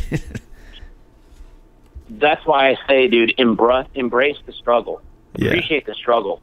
Nothing good ever came out of fucking, we all know guys that got shot out of the right dick, and it looks like their life is just so much easier than ours. And you know what? In a lot of ways it is. But there's not as much substantive things that happen for them in the struggle that we have, right? So you're going to remember when things got hard a lot easier than you remember how things were made easy for you. And I'll be honest with you, Jace, my dad made things a lot easier for me using the resources that he had. And we were never people of strong means, but we were people with strong character and strong backbones. And so now I'm finding out that it's on me, right? I don't have a fallback. I'm somebody else's fallback now. When shit goes bad for one of my kids or one of my nieces or my sister or my mother, I'm the guy that's got to pick up and post up and be the guy that can help them. So I need to reassess my resources, and I need to realign myself with quality people and quality situations. And you know what? I've got to be mindful of everybody else because I used to be able to just make fucking changes or to make choices that were maybe a little bit dangerous. I got to make a few less of those. We moved into this new facility. We decided in January to move into this new facility. My dad wanted this more than anything. My dad had wanted a bike shop my whole life, and this will come full circle to where we started. My dad, all he wanted was a bike shop, right? Yeah. And so we finally got a bike shop, and so we moved into a small industrial location in 2016, just because we were still hemorrhaging money from having 2 stores and everything, and we just said, fuck it. We're going to go into a little building. We're going to work our book of business. I did $245,000 in 2016. I did a little over $225,000 in 2017. I made more money those 2 years for myself than I had ever made in any years in the business. And my shop in Michigan did upwards of $600,000 and $700,000 back in the day. So, and I made more money for myself these last 2 years, right? Paid myself on time, paid all my bills. I move into this new shop, everything doubles. My electric bill doubles, my rent doubles, my payroll doubles, everything doubles. And I have struggled since the day I moved in here. But I'm here. I got to make it work. Yeah. My dad's not here to help me make it. You know what I mean? So that's what I'm going to do. What my goal is over the next 18 months, 2 years, I would say that's a good setting point, is to be as solid as I can be and as forthright as I can be and continue to build my business and add things that make sense, you know? If it don't make dollars, it don't make sense. Yeah, that's kind of the deal. I mean, I've expressed a lot of my goals here, you know, but you said something just now is like made me think about my life, and I'm like, fuck, man, like, you know, you said your pops is gone, and so everything falls on you now, and I've kind of been that person in my family for at least, you know, me, my brother, my mom, and my relationships since, you know, I was 20. You know what I mean? I've had kids since I was 20 and all this type of shit. So it's kind of like I've you know, I used to be jealous of that. I remember one time my dad, you know, my dad comes from money. You know what I mean? So he's still really attached to his parents, which his parents are, my grandparents are like, you know, my dad is their responsibility. I'm not. So their money is not, you know, they're not responsible to make sure that my life's good in their eyes. Right. And so, you know, I remember one day, like I had a shop, man, it was, you know, it was probably like 6-7 years ago. And, you know, I had a shop on the side of a highway here in Dallas, you know, going big places. And I remember I was just struggling, and my dad would occasionally stop by, like you know, I see him like twice a year. He stops through on his way to town because he lives out in the middle of Texas somewhere. And he was driving his dad's truck. And he was like, man, where's your car? And he goes, oh, my car's down. I had to borrow my dad's truck. I was like, man, that fucking must be nice, you know? And that started a huge argument between me and him that lasted a couple of years, I guess. And I was just like, man, like, it sucks, man. Like, you don't realize how much being a parent to an adult is. And that's why I tell my daughter, I was like, you know, I know you need me now as, you know, a teenager in high school and all this shit. But the way you're going to need me when you're in your 20s is really hard for me to sell you on right now. You don't get it. You know what I mean? But I so many times needed a dad to, hey man, I got you. You need a car for the weekend, you know, or you need help doing this, or, you know, just whatever, you know, and you just never was there. So it's like, you know, it's a weird deal how, you know, like the perspectives, I guess, like I envy that part of like you, I guess, to where you had your dad to share those goals and dreams with.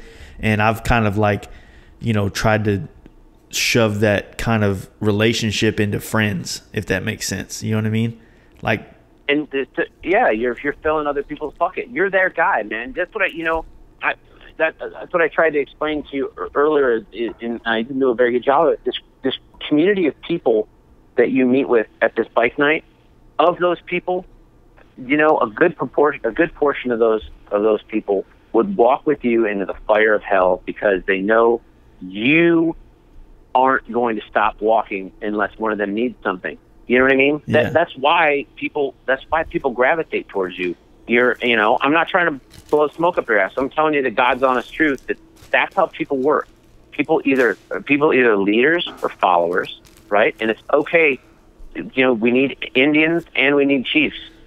You know, and you know, you're building a community around things, like-minded people, and you have a couple guys. Let's say there's 10 guys in there or 15 guys in there. 5 of them are there for a good time. They're good guys, but the first time that something new happens in their life, they're peeling out, and that's okay.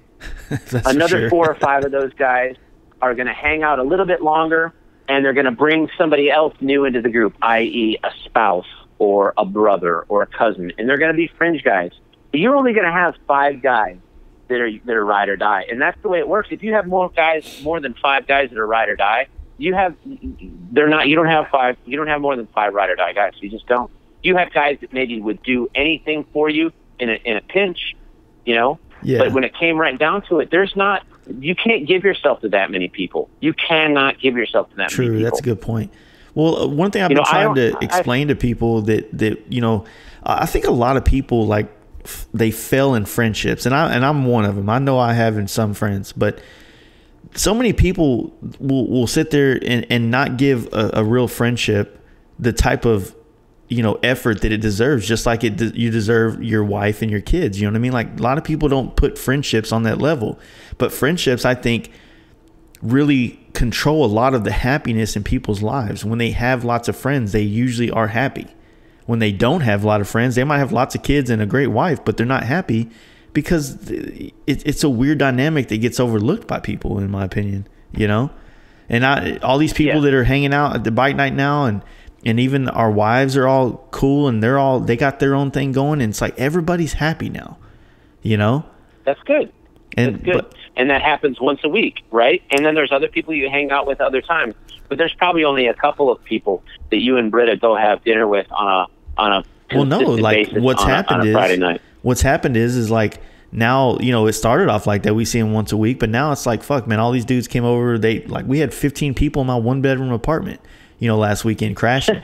You know, it's like, it's like, you know, everybody has kids, everybody has careers, everybody has all this shit. And I get it. Not everybody can be at the bike night or come to do everything we do, and we don't fault people for that. But the problem is that, just like I said earlier, everything takes effort. Friendships take just as much effort as being a father. So, and the other thing that I don't think people ever say is that, like, you know, your friends depend on you to be their friend too, you know?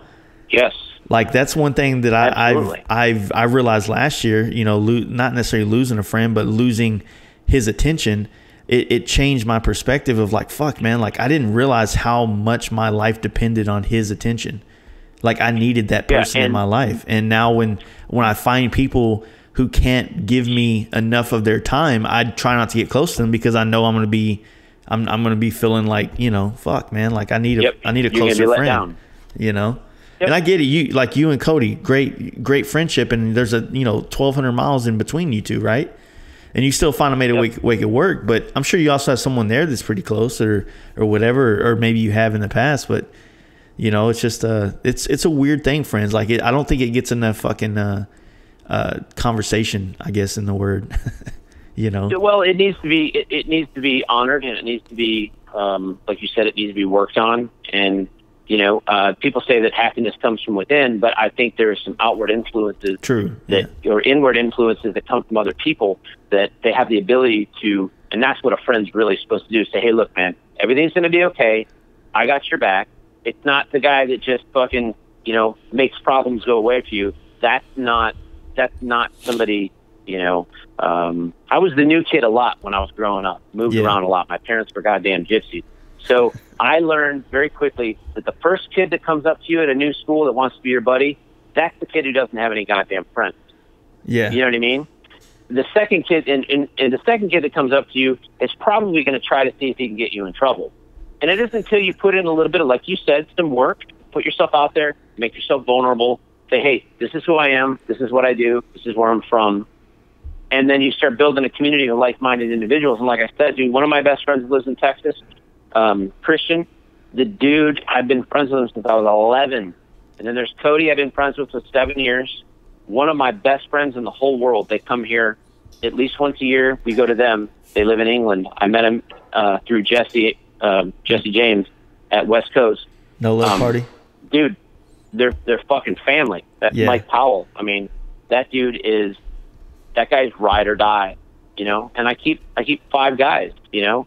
There's my buddy Jose that lives here in Florida, and then my 5th guy was my dad. So you know, there's like a little void there right now. But these are guys that are all these guys all know that if something happens to me, they know what they're supposed to do. They're supposed to come here. They're supposed to take care of the business, get things situated for my wife. They're all in my will. I mean, that's like a real deal. You know what I mean? That's solid, man. That's 5 of the guys. Yeah, and that's one thing. Like, you know, maybe this is like, you know, me, you know, unsober October going on right now. I've been having a couple of beers, but I'm working out this thought. You know, if you look at trends, like I said, I've been, you know, I take a lot of pride in spending a lot of time on Instagram and seeing things, how they evolve. And I felt like the last couple of years, it's been this like evolution of people wanting to travel, right? And I think that people have done that. People have started traveling. They've started traveling with their spouses or friends or alone or whatever the case may be. But I feel like right now, it's like people really wanting to find friendships that mean something, you know, that like, I think that's the new thing that's been going on, or the thing that's getting more popular, because I'm hearing it from a lot of people that people are like, oh man, we envy what you guys got going on in Dallas with y'all's bike night. Y'all look like y'all are super close, because most people's bike nights aren't like what we do. You know what I mean? But what we did was just a fluke. It wasn't like we had a bike night intended to become best friends. You know what I mean? It was just like it worked because of the dynamic of what we were doing, you know, and a lot of people, I think, want that. They want friends. They want, you know, maybe it's new friends. Maybe they want a new conversation or a new influx of ideas into their fold. You know what I mean? And, you know, I just feel like, you know, a lot of people just, you know, the one thing that they got to do is they got to, you know, make the effort. And I think that's the one thing that people don't do enough of, is make the effort. You know what I mean? And you gotta put yourself out there, dude. And you have to, like I said, you have to balance it with your family and your career and your other obligations. You know, if you're a guy that has 2 kids that play sports, and your wife is very demanding and needs you by her side every minute of the day, it's going to be hard for you to have lots of friends, or a friend, you know, or the kind of friend that you're going to be very close with, you know. So it's like, for some people, like, you know, that have super invested into their family life, it's going to be hard for them to get really, not saying meaningful. I mean, I'm sure they have meaningful friends, but it's going to be hard for them to start having experiences. Like, how many friends do you know, or friends do you have that their wives will let them just jump on a bike and ride across country with some other dudes that they don't know that well, or whatever? You know what I mean? Like, it's a lot of that shit, you know? My guys will. My 5 guys will. Yeah, for sure. Just think about it like this. But, you know, we don't have to deal with this. Going back to the work thing, we don't have terrestrial regular jobs. But, you know, people have super close friends that they work with, and then someone gets a job somewhere else, and then it's gone. Yeah, they're never friends again. That friendship just evaporates into the ether. That's bad. That's an awesome thing you said, because a lot of times it happens, man. And it's not just a job. Maybe it is a type of bike. I mean, dude, I had a whole bike club that was, you know, close ass friends of mine, but once I switched to Dynas, that shit evaporated quick, dude. You know what I mean? Like, it was like, I'm talking about dudes I was riding with for 5 fucking years, and I went to another scene. Those aren't great friends. They were good friends at the time. Yeah. That's not you know, that's what I'm trying to say is, and, you know, I know I got a couple years on you, and people are like, oh, you're not going to. My daughter has like 250 people coming to her wedding, and she's got like 7 people standing up. I'm like, for Christ's sake, Princess Diana didn't have 250 people at her wedding, and you're worried about having all these people at your wedding. Let me tell you something. 10 years after you get married, have a party and invite everybody that was at your wedding to your 10th anniversary. You won't get 1/10 of the people. You'll be lucky to get 25 people in the room if you had 250 at your wedding. For sure. Because people move on. People have shit going on, you know? True. And I think that's something fair, because, like I said, I've got friends that I've moved on from, but I still love them, and I still, you know, I know that they're there for me and those kind of things, you know. And so there's like levels of friendships, you know. There's a friend that you've known forever, like you said, you have those 5 people. Like I for sure have 5 people that I know would do that would be there, you know what I mean? But sometimes you have that, you know, that one friend that out of that 5 that's mad because now you're hanging out with these other people and you're doing shit, but that dude doesn't want to do shit. You know what I mean? He wants to just sit at home and make plans. And I'm not a make plans. You know that, you ever seen that meme of that cat with the fingers? You know what I mean? And he's like, he's got his hands up. He's like, and it's always like someone saying like, hey, let's drink this weekend. And it shows this cat with his hands up in the air. And it's like, how about right now? You know what I mean? That's me. Oh, yeah. That's me all the time. Like, hey, when people are like, hey, let's make some plans. What are you doing this weekend? I'm like, I don't know, but I'm not doing anything right now. So let's do something now. Like, fuck all this plan shit. What are we, you know what I mean? What are you doing? You watching Sports Center or some shit? What the fuck, dude? Come on, let's go do something. You know? I got it, dude. I mean, it's you just gotta be. My guys have access to my money. They have access to my family. They have access to my house. They have, you know, I tell people all the time, I think I freak people out sometimes, because I'm like, look, if I like you and you're my friend, I'll tell you this right now, dude. Fucking, if you're ever in Florida, that we didn't get a chance to talk about, but I want to at some point in time bark at you a little bit about Daytona, because I think your shitty I'm coming Daytona back. experience. I was going to bring it up to you in this podcast. I'm coming. I'm coming to see you next year. Yeah, I every time I hear you talk about it, I'm like, Jesus, Daytona dude. does suck though. You had a terrible ambassador. I mean, dude, I love Daytona Bike Week, and Yeah. I go to all the cool shit. Like I go to Main Street maybe once just to laugh at the fucking the bikers. But I mean, if you haven't gone to, and I don't know if he's doing it. I know he's not doing it at the level that it got to, but Bill Dodge used to have a party every year. Yeah, he does. I was going to go to that. Like, I left that night.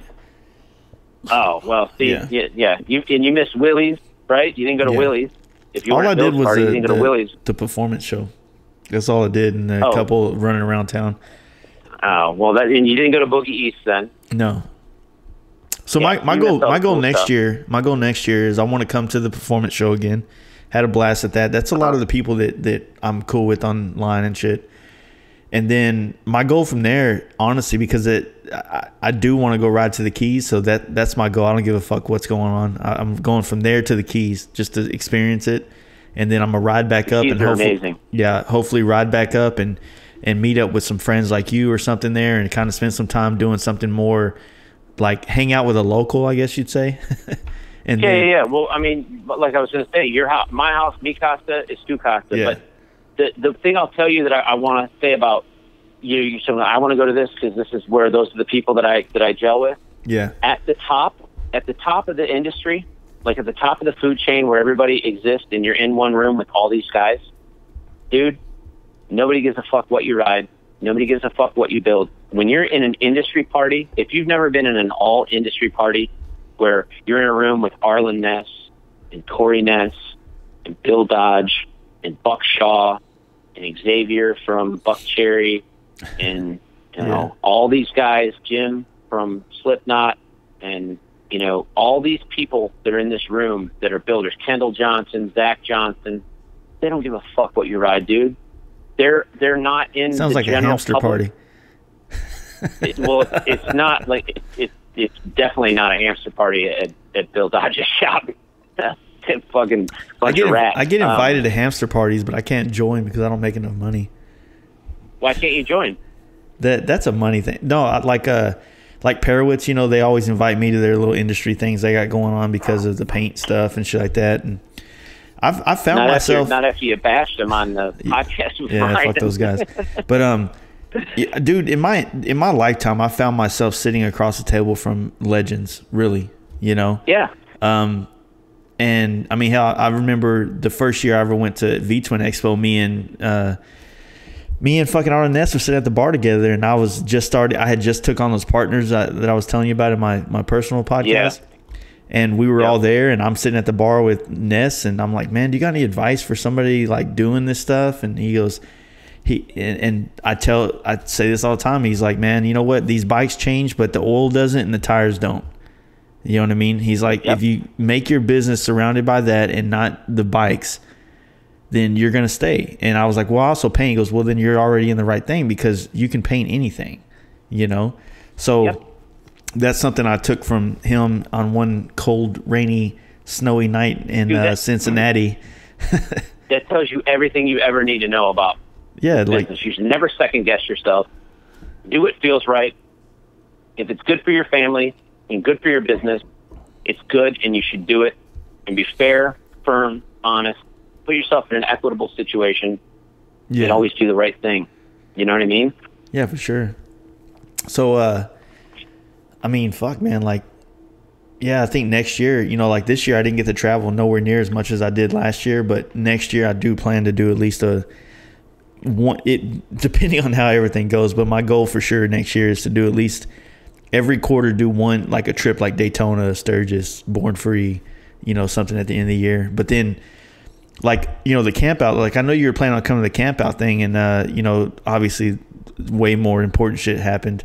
But that dude, like, everybody's been asking me, say, man, how many people showed up? I'm like, man, we had a good number, but it wasn't about that, dude. The people that showed up, made it fucking perfect, man. It really did. It could. I'm so remiss that I didn't get to go, dude. Dude, I mean, You have no we're idea. doing it again, man. I really want to expand it somehow. Like I think I talked about it in the podcast before of like how to make it more of like a traveling kind of idea, because I think that that's Right. something that like the simplicity of it, that even if it was like just for like if it was just like a camp out for industry guys where they had to sit down in their fucking tent and not a trailer and strip all the money, strip all the bullshit away and just sit down at a fire and just talk like we do on these podcasts, or like so much growth would happen. So much more better shit would happen if you stripped away all the things that made people like more elite, you know? It's a weird concept, I mean, but I know agree you with guys that. don't. There's a lot less elitist than there are normal people. But I don't know. But You know, I mean, in a world of Paul Yaffe's, yeah, be a David Covington. for sure. That's a good one. You know what? I've been, you know, on this podcast saying, man, like I said, I've been really wanting to reach out to more of my friends in the bagger community. You know what I mean? And Right. and it's not like, I hope everybody that listens to this knows that like I only like poke fun because there's something to poke fun at. Like literally this Halloween, I'm going as Big Bill Bagger Jace. So I'm breaking out my bandana and my red fucking baseball cap and. Are you getting the pants with the fleur-de-lis on the fucking Yeah, bottom? I'm bringing all that shit back, and that's what I'm going to be for Halloween. Rock revivals, baby. Exactly, but the thing that everybody needs to understand is that like this, it's a fad, just like the fucking 2000s and the frayed fucking cut off blue jean t-shirts, and it's all a fad, and we can always look back and joke, just like bell bottoms and jabots, and it's all that, you know what I mean? So. It's just that this shit's recent and some people haven't left it yet. You know, they haven't grown or they still are attached to that. You know what I mean? But like I tell everybody, dude, these baggers are going to be cheap too. Exactly. Know? And they are now. And that's why there's still like a vast majority of people. Like most of the big wheel baggers you see right now are the people that are finally able to afford it. And I hate that sounds super fucked up, but it's the truth, you know? No, that you're totally right, dude. It's like, in 2004, 2005, you should have seen Daytona Bike Week and all the guys driving Texas Iron Horse choppers, Big Dog choppers, all the shit. And then they're driving up and down Main Street. Look at me, look at me, look at me. Rev, rev, rev. And then all those guys fucking stayed inside a girl a little bit too long and ended up having to trade that motherfucker in for a minivan. And then the market was flooded with them and you could get them for $10,000. Exactly. Yeah, that's exactly what happened. So, but, you know, like I think I'm going to bring the All-Star Baggers guys on here, the company that is what mine was that turned into this one. You know what I mean? Right. And I just, you know, I have to broaden this podcast to more scenes of motorcycles, right? For it to grow. Because we talked about it earlier. Our motorcycles in general are super small. So when you're trying to like, just make it about, you know, the Dyna FXR scene that we're in, like, dude, it's never going to grow past this. You know what I mean? It's just not big enough. But right. The one thing that I'm trying to stay true to is just motorcycling, promoting riding and experiences on this shit and actually really taking something from this. But I do want people that, you know, like I said, dude, one of the homies from fucking All-Star Baggers built this 30-inch big wheel bagger. This dude rode it to our camp out. His name's Cody. Dude, I don't know if he listens to the podcast or not, but his name's Cody. This motherfucker rode with us. I mean, of course, my boy Steve Chamberlain up there in Michigan, he rode down for the camp out. And, you know, Mark from Texas Performance. And I guess I got to give a shout out to my dude from New Orleans. I think it's Bikes and Bullets. He was mad at me, so I didn't give him a shout out last time. But, you know, those three and plus a couple other dudes, they were hauling ass down through the Talamina Highway and all this shit. And then, you know, I had my wife on the back of the Dyna, and some of us were just kind of more, you know, sightseeing and shit. But my dude Cody on the fucking big wheel bagger was right there the whole time. Like, he just wanted to do shit on his bike. And he was like, man, this shit's fun. This is a fun thing. And he's like showing us pictures. Like, he's looking at Dynas now. Like, this dude's got a fucking $60,000 fucking bagger. He's like interested in a $6,000 Dyna now. You know what I mean? So it really, yeah, it makes sense. But it's just like, I guess getting back to what I was talking about with the whole camp out thing is to bring the camp out vibe to different parts of the country to where different parts of the country can get that you know, that feeling, or what I felt on this camp out. You know what I mean? And well, that's what I mean about you getting into the serious side of understanding that you are casting a bigger shadow than what you think, and you have a responsibility now to make this thing go forward if you want to see it come to fruition. Yeah. You can't go get a goddamn job. This is what you do now, and you got to figure out a way to monetize it, because I'm going to tell you, you're going to be miserable in a regular situation. You got to, I mean, you know, there's nothing wrong with making money off of putting together a good event. Yeah. And there's nothing wrong with making a good event small either. There's nothing wrong with saying, hey, look, this is how many people can fucking come. If people want to Woodstock it and 500,000 people show up, well, then that would be the entire motorcycle shit happens. industry. But you know what I mean? But you're not in control of that. Yeah. You know? No, what I want to do, man, like this is me living off the influence that I got from my buddy Zombie Mike. He said that, you know, it's our responsibility to make this industry or this scene or this culture go. And so much of us, so many of us sit back and, you know, when I was talking about that company that I'm proud of them, but I'm not happy with their direction, is they have the influence and the ability to create something for everybody to kind of pay homage to where they came from, and they're not doing that. And there's guys like me who, you know, like, you know, I'm not rich or anything like that. I mean, I make it look like I am on Instagram, I think, but I'm not. I'm fucking broke as shit.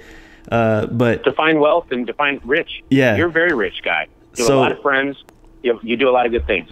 In that aspect, I'm fucking balling out of control. But that's what matters. The thing is, like, you know, you buy this guy's product every day, and realistically, the only thing you are is like identifiable at a Walmart because, oh, I guess you're into Dynas and C10 trucks and this, that, and the other based on this. You know what I mean?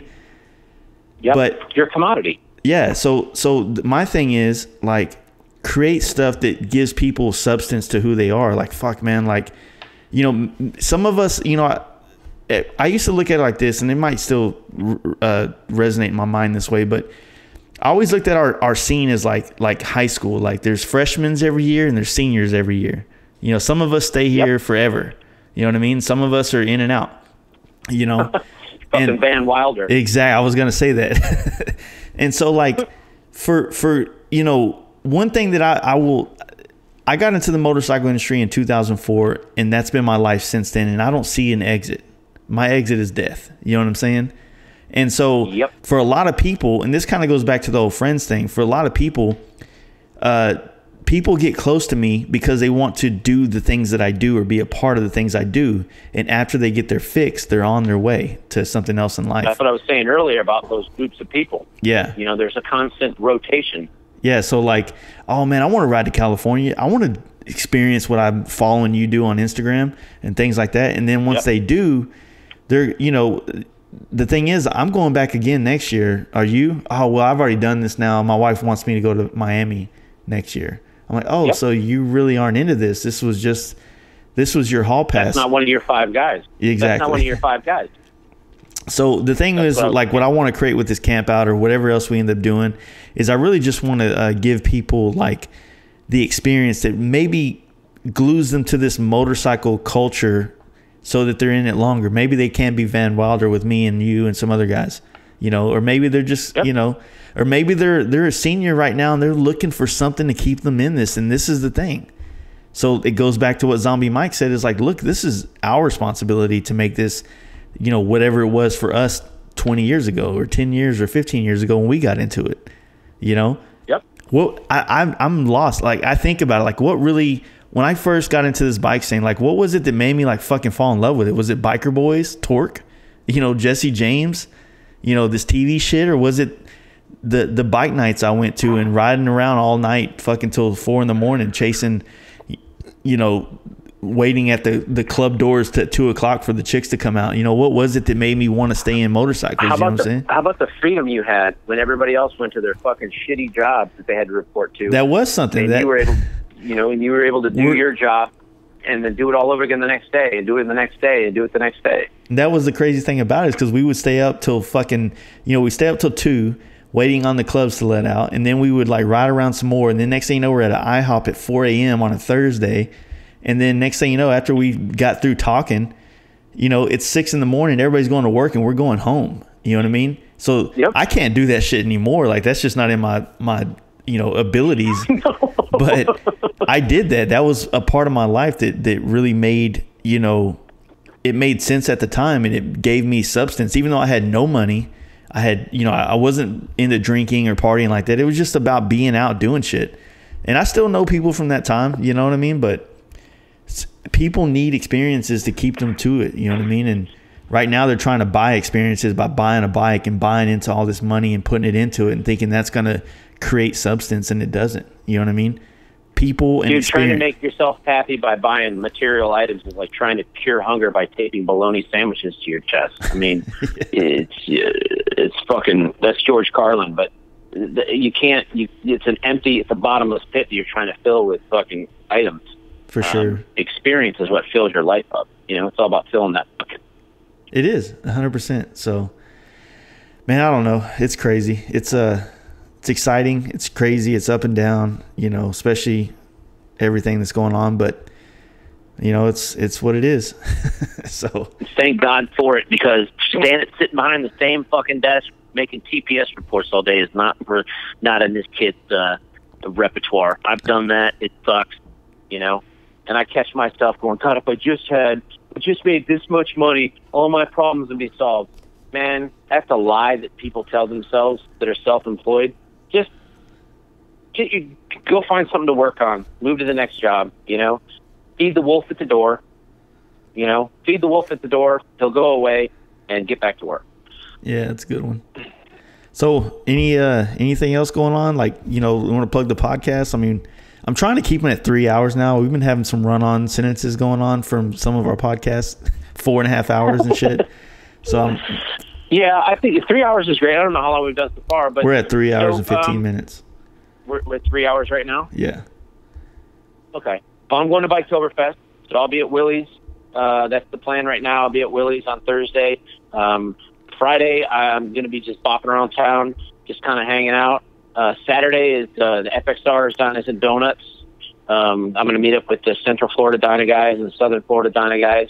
A guy I know here in town, he runs the Central Florida Dyna page. So if you're interested in that and you want to follow, give those guys a follow. That's kind of cool.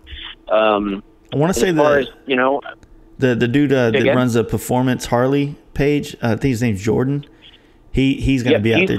He's from Florida too. Okay, yeah. They're the ones that do. He's the one actually hosting that.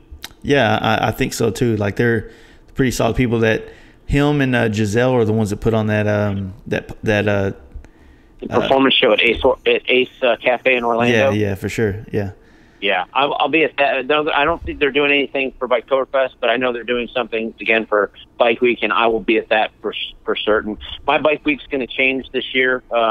Years past, I never go and set up. I'm not that kind of guy. I don't, you know, it's not what I do. Yeah. I just go and hang out. So, so in the near future, I wanted to go to that Tennessee Motorcycle Music Revival. Didn't make it to that this year. Did Cody end up going? Cody did not end up going. Cody is doing Dancing with the Abilene Stars. What the charity organization? Yeah, I'm waiting on Cody to come to Dallas because Abilene is. I refuse to do a phone podcast with Cody, who's 2 hours away. So either I'm going to Abilene or Cody's coming here, for sure. Dude, you gotta. Well, I told you before. I can get a round trip ticket to Dallas Fort Worth for $125. I'll make Cody's happy ass drive over 3 hours to pick myself up, and we'll get a hotel and hang out in DFW, or we'll go back to Abilene or whatever. But we'll get him over there. Cody is like I said, dude. You know him. You've done work with him and stuff. He's definitely one of the best friends I've ever had, and he's a good dude, man. And he's got an eye for things that I don't have. He can put stuff together aesthetically that I can't have. I defer back to solid colors and modified stock stuff, where he's like, no, we'll buy this and that, and we'll do this to that part, and I'm just like, okay, yeah, we'll do whatever you want to do. But I think what would be super sick is like if you came in and we got Brad from Booster Brad to come down, and then Cody, and we just all like hung out for a week, and that'd be fucking like epic. You know what I mean? Well, I'll tell you, if we did that, you know who else would come down is James. James Carter would come down. Oh yeah, I know James real well. I was supposed to do a podcast with him on the way home from Indianapolis that time. Yeah, James. I've been friends with James as long as I've been friends with Boosted Brad. James he's a neat dude. Yeah, to say the least. I still got a warrant in Oklahoma because I was taking a seat to him one day, like the weekend before Sturgis, and I was trying to haul ass up there, and I still haven't paid it. You know what I mean? But no, James is a solid dude. I've been friends with him. We've been doing seats with him for fucking ever since like 2015, I think, was when we started doing work with him. And he showed me how to do seat pans, and then he still sends a lot of people from the DFW area to me to do seat pans for him. So. Yeah, he hates doing seat pans, and he charges $400 a piece for them. Yeah, so I don't charge that much. My seat pans aren't as nice as his, but I'd charge like $500 because I don't want to do them either. I hate them. I had to do one the other day, but yeah, that'd be dope too. Get James down here. Yeah, fuck yeah. Yeah, we just have to pick a weekend where we can all do it. It's $125 round trip. It's fine. I'll just make Cody use his points to pay for the hotel. Yeah, for sure. I want to, is Boosted Brad, they're a sponsor on y'all's podcast still, or how's that going? Yeah, so they're one of the sponsors. They're the very first sponsor of our podcast. Yeah. So if you want to purchase something from Boosted Brad's Death Metal Racing, our code, I'll just give it to your listeners too. It's HOW for Hell on Wheels. You type that in, you get 20% off anything that's not already on sale. And then we're currently negotiating with another sponsor that I don't have any dealings with. It's just it's a cold call. Will be the first podcast that they're sponsoring, and I'll tell you who that is later off the air. But so we're pretty stoked about that. So they just got to work out all the details of that. So the podcast thing, I mean, I want to monetize it. I want to make it part of my income somehow, and I know you can, because if you listen to the guys that have really high numbers, they're making a lot of money. There's a lot of guys making a shit ton of money on podcasts, and that's not why I'm doing it, but it's one of the reasons that would make it a little easier, Yeah, I mean, there's something like when it comes to this podcast shit, like it's not. I don't necessarily do it because, dude, here's the deal. Like I've grown so much from the people I've met. I guess he hung up on me. I don't know what's going on. We almost had a good solid deal. Hey, you said you've grown so much. Sorry. Yeah, I've grown so much from the people I've met and done these podcasts with that in my sense, that it's worth what I spend to do it.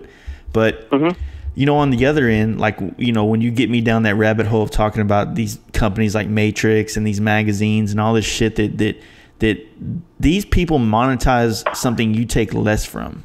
You know what I mean? You listen to my story or your story or Booster Brad's story or fucking Brian from TPJ, and you can, like, somebody who's interested in motorcycles or the craft or whatever drew you to the podcast, you can take so much from that. You can't get that from a fucking article talking that it's probably half lies that the owner said he built the bike. You know what I mean? But you pay $7 a month for that, and their sponsors paid thousands of dollars a month for those ads. But when have you ever opened a magazine and looked at it for 3 hours, and we're at 21 minutes now? So tell me how this isn't at some point monetizable more than a magazine, even if you pay value here. Exactly. And so the thing is, it's like, I don't expect podcasts to pay my bills. I don't. But if it could pay a bill, fuck yeah. It makes it easier to do this, and it makes it easier to travel. It makes it more everything. You know what I mean? And man, I wouldn't apologize for anything at all. If you make money off this, if this is a legitimate way of making a living. This is a legitimate. You're doing real work here. You're putting in real time. You're having real conversations. You're putting yourself out there for public consumption. Sometimes you're going to get chewed up and spit out. Other times, you're building an audience. There's value here, dude. I agree. A lot of value. And I think it's good. The amount of time that you have on here is every minute that you're putting in there. I mean, when Kevin Hart does a deal for a movie, it doesn't include his Instagram. Yeah. he monetizes that. And so, God damn it, I'm not Kevin Hart, and you're not Kevin Hart. but you deserve to make whatever you can. That, hey, something costs whatever someone else is willing to pay for it. That's what it's worth. That's the value of it. Well, between Simple you guys, you revamping your podcast, and I've had another painter, Triples Paintworks, I think. No, Two Left Hands Paintworks. I'm sorry. I know too many fucking painters out there. This dude hit me up. I want to get the guy on too, but he also hit me up because he's interested in doing his own podcast. I'm like, fuck yeah, dude. The more people that start doing their own podcast, the more people that get into podcasts, the bigger that the whole fold is, and everybody can like benefit from. And not everybody's going to dig every podcast I do. Not everybody's going to dig every podcast you do, but somebody will. The one like I was going to pull Joe Kidd's podcast because I was a fucking drunk idiot on that thing. You know what, dude? That's epic, and that would have been a mistake. And he is the highest listened to podcast to date. Highest, like for me. And it's just crazy, man. It's like I don't know what's going to be good. Like I've done podcasts with people that I'm like, I walk away like when my life changed, and nobody else got it. Nobody else got it. They weren't listening. They didn't get what I got out of it. And then someone will take, me and Marcus and Jesse talking about putting our dicks together and teleporting, and next thing you know, that's the most important thing in the world to these people. God, it makes no fucking sense. But I guess there's a podcast for everybody, and there's something, you listen to some to learn, you listen to some to get insight, and you listen to some to laugh. It's really all it is. Yeah, well, I mean, you're real upfront about who you're having on, and you're real upfront about what you're going to talk about, and I think that's good. And there's certain people. I listen to Rogan's podcast as a religion, and there's some people that I'm like, I don't give a fuck about science. I don't. I'm not going to lie to you. I've listened to a couple of Neil deGrasse, and I'm okay with it, but I'm not taking anything that I'm going to use of that. But I just saw that Everlast was on there today. That's my favorite guest of all time. I'm a huge Everlast fan. And so, I'm all about it. Bert Kreischer, I got to meet him a couple times.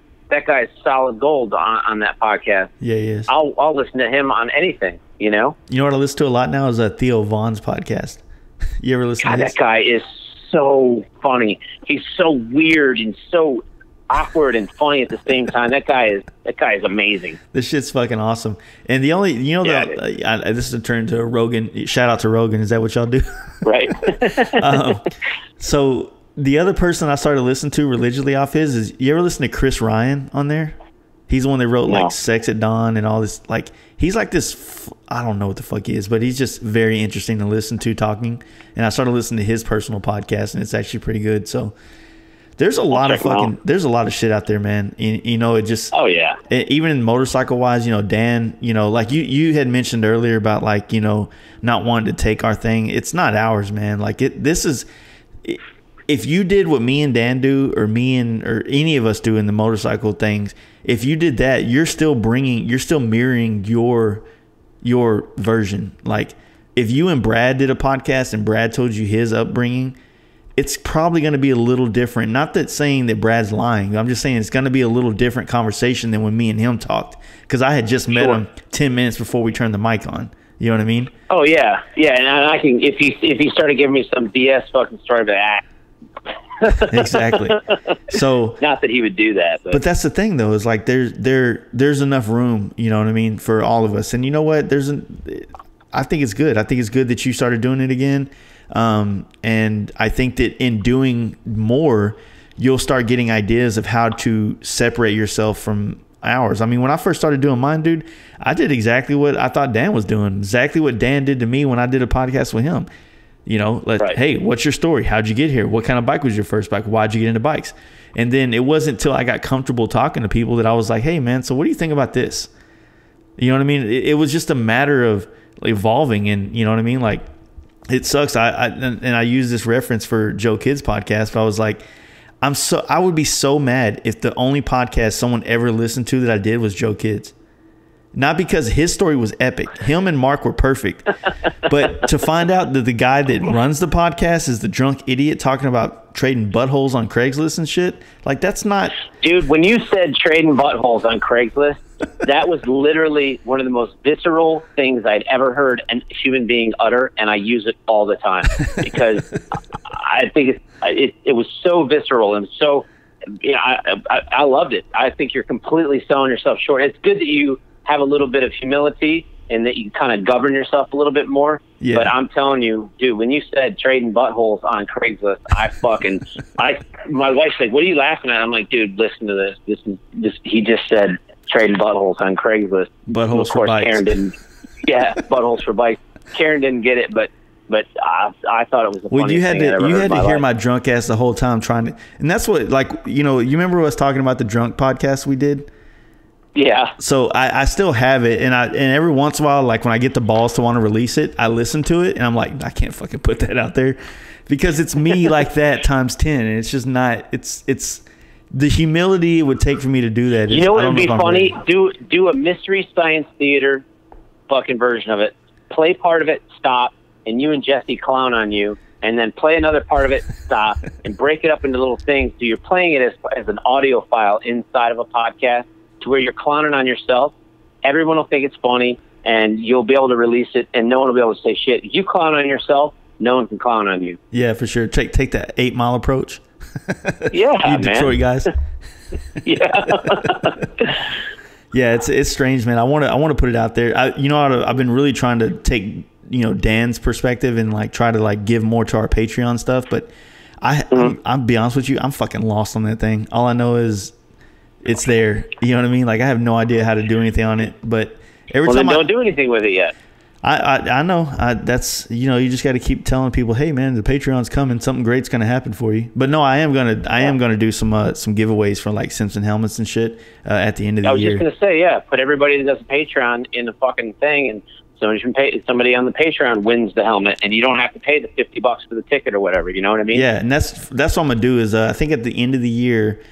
So in January will be our 1 year anniversary. So I think regardless, I had set a goal of like if our Patreon is at a certain amount, if it gets to that certain amount, then I'll do a painted helmet. But the thing is, I get so much money to paint those helmets, it's kind of hard to give one away for pennies on the dollar. You don't have to give it away. But for sure, I'm working on some more sponsors, and I think we're gonna do for sure at least a first, second, third helmet giveaway. So it'll be like a modular, a ghost, and an outlaw for three people that are on our Patreon, randomly, but fairly.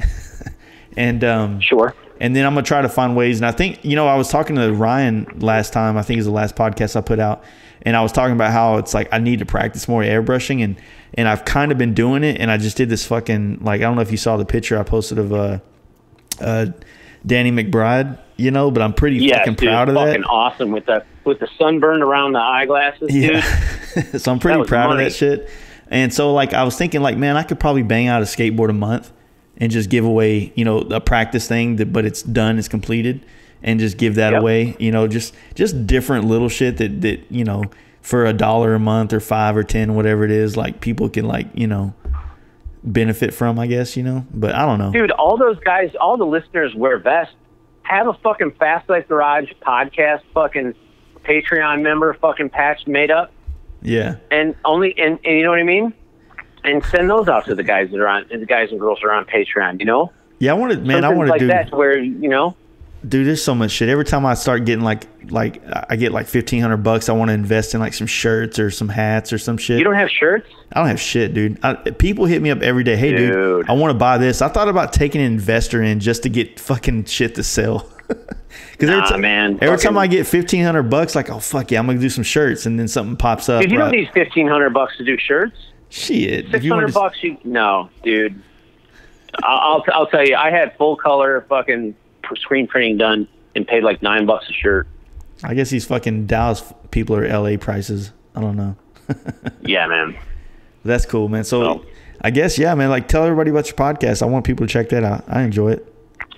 Thank you. So, we have the Hell on Wheels Garage Built podcast, and the reason why we call it that is I plan to have a Garage Built podcast network where there's other podcasts on there, but they're all kind of garage built, so they're centered around what we do and kind of the way we approach things. Yeah. And you can find it on iTunes.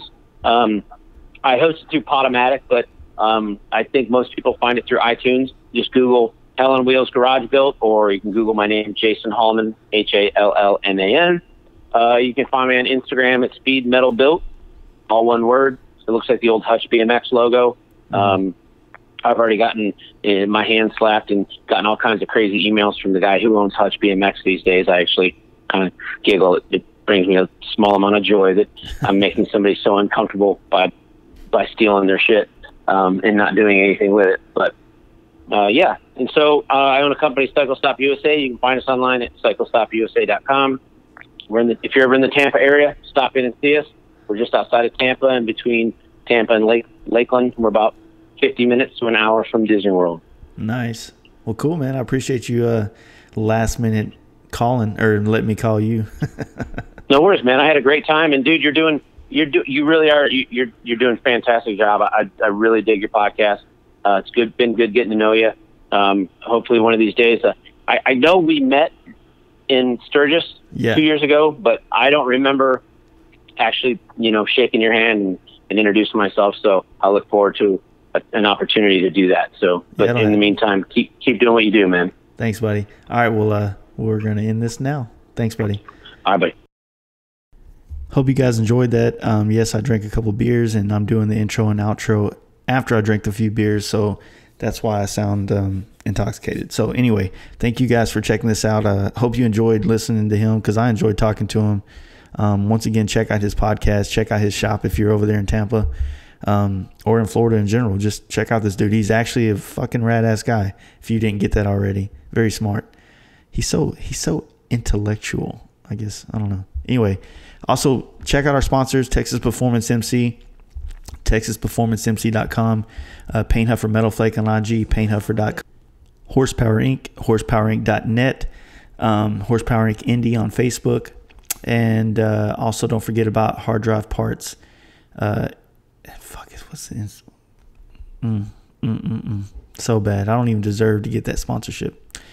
Hard Drive Parts. Just check those guys out. htwin.net. That's got to be it. Fuck. Anyway, thanks for checking us out. We're going to get some more podcasts for you guys soon.